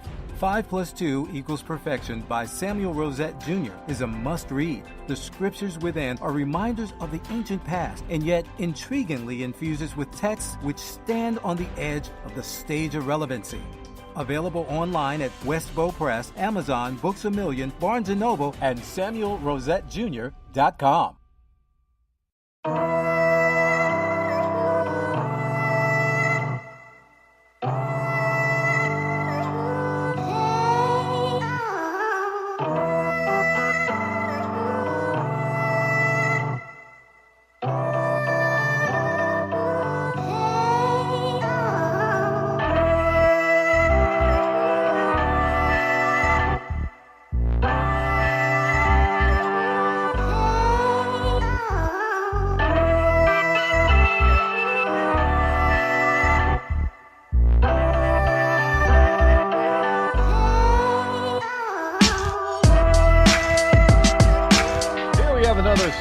About Black Lives Matter. Yes, Black Lives Matter. Baton Rouge, Louisiana. Black Lives Matter is a social movement like the Tea Party or the Civil Rights Movement. It says a judge, a federal judge, and therefore cannot be sued. A police officer anonymously sued Black Lives Matter and DeRay McKesson, a prominent activist in the movement, after being injured by a rock thrown during a protest over a deadly police shooting in Baton Rouge last year. It makes a point. What do you sue? You gotta go after those who supply the money, I guess, but you'd have to sue them. not the organization. Is there really an organization? There really isn't an organization for Tea Party, is there? There really wasn't an organization for civil rights movement. Dr. Martin Luther. Were you going to sue Dr. Martin Luther King? So, I mean, is it really? I have to side with the judge on this one. It's kind of difficult just to go out there and sue an entire movement that isn't a group of people. Nothing's incorporated about it. I mean, this anonymous cop would have to sue every single one of the people that participated in that particular event that he was supposedly injured in. Just can't sue the main group. Or it's like suing Martin Luther King. I mean, honestly, it really is. I mean, judges got it right in this particular point.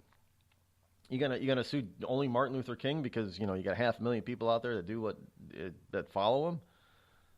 No. U.S. District Judge Brian Jackson dismissed the officer's suit and ruled that Black Lives Matter is not an entity capable of being sued. They really are. It's a movement like the Tea Party movement. You got various groups coming together and saying, well, we're going to pay these people to be disruptors, and we're going to pay these people to be disruptors, and that type of thing. Just a bunch of, it's not very, it's hard to explain. I should have mentioned the story earlier. It's a little bit hard to explain in such a short period of time. Not saying that I support Black Lives Matter, because I don't. They're a bunch of thugs and made up, but not all of them, but they're a bunch of thugs and made up of a bunch of domestic terrorists. Maybe we'll get into bigger detail on this on Monday. Finally today here on the program and for the week, Lake Ozark Bar is being criticized. Yes, there's a Lake Ozark Bar is being criticized for NFL jersey doormat, and they're being called racist for it. Yes, what did they do? A Lake Ozark Bar, a Lake of the Ozarks bar owner was taking heat earlier this week for at least one passerby saw a racist doormat out front. What was the doormat? The doormat was a jersey, football jersey, Kaepernick's football jersey.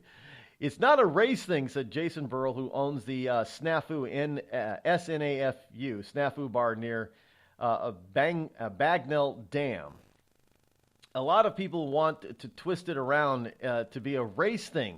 He said Burrell said he ordered 2 NFL jerseys to be used as doormats outside his bar after NFL players started kneeling during a national anthem football games. We pulled them out of the box, taped them down onto the ground. There was no ill intent. Burrell used the jerseys of NFL players Marshawn Lynch and Colin Kaepernick. When placed side by side, the jerseys read Lynch Kaepernick.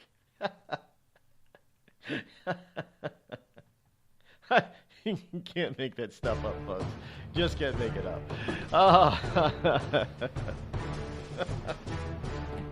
Anyway, that's all we've got for today, as well as the week. We'll be back here on Monday, hopefully with a new phone number. Until then, check out all weekend long. Keep checking out rodeccles.net, and we'll see you back here on Monday. Have a fantastic Friday afternoon and a wonderful weekend. Thanks for tuning in.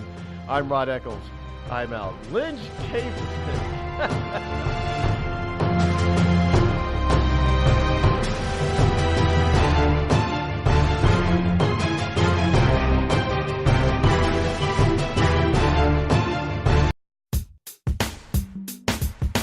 Damn, it feels good to be a Clinton. Damn, it feels good to be a Clinton.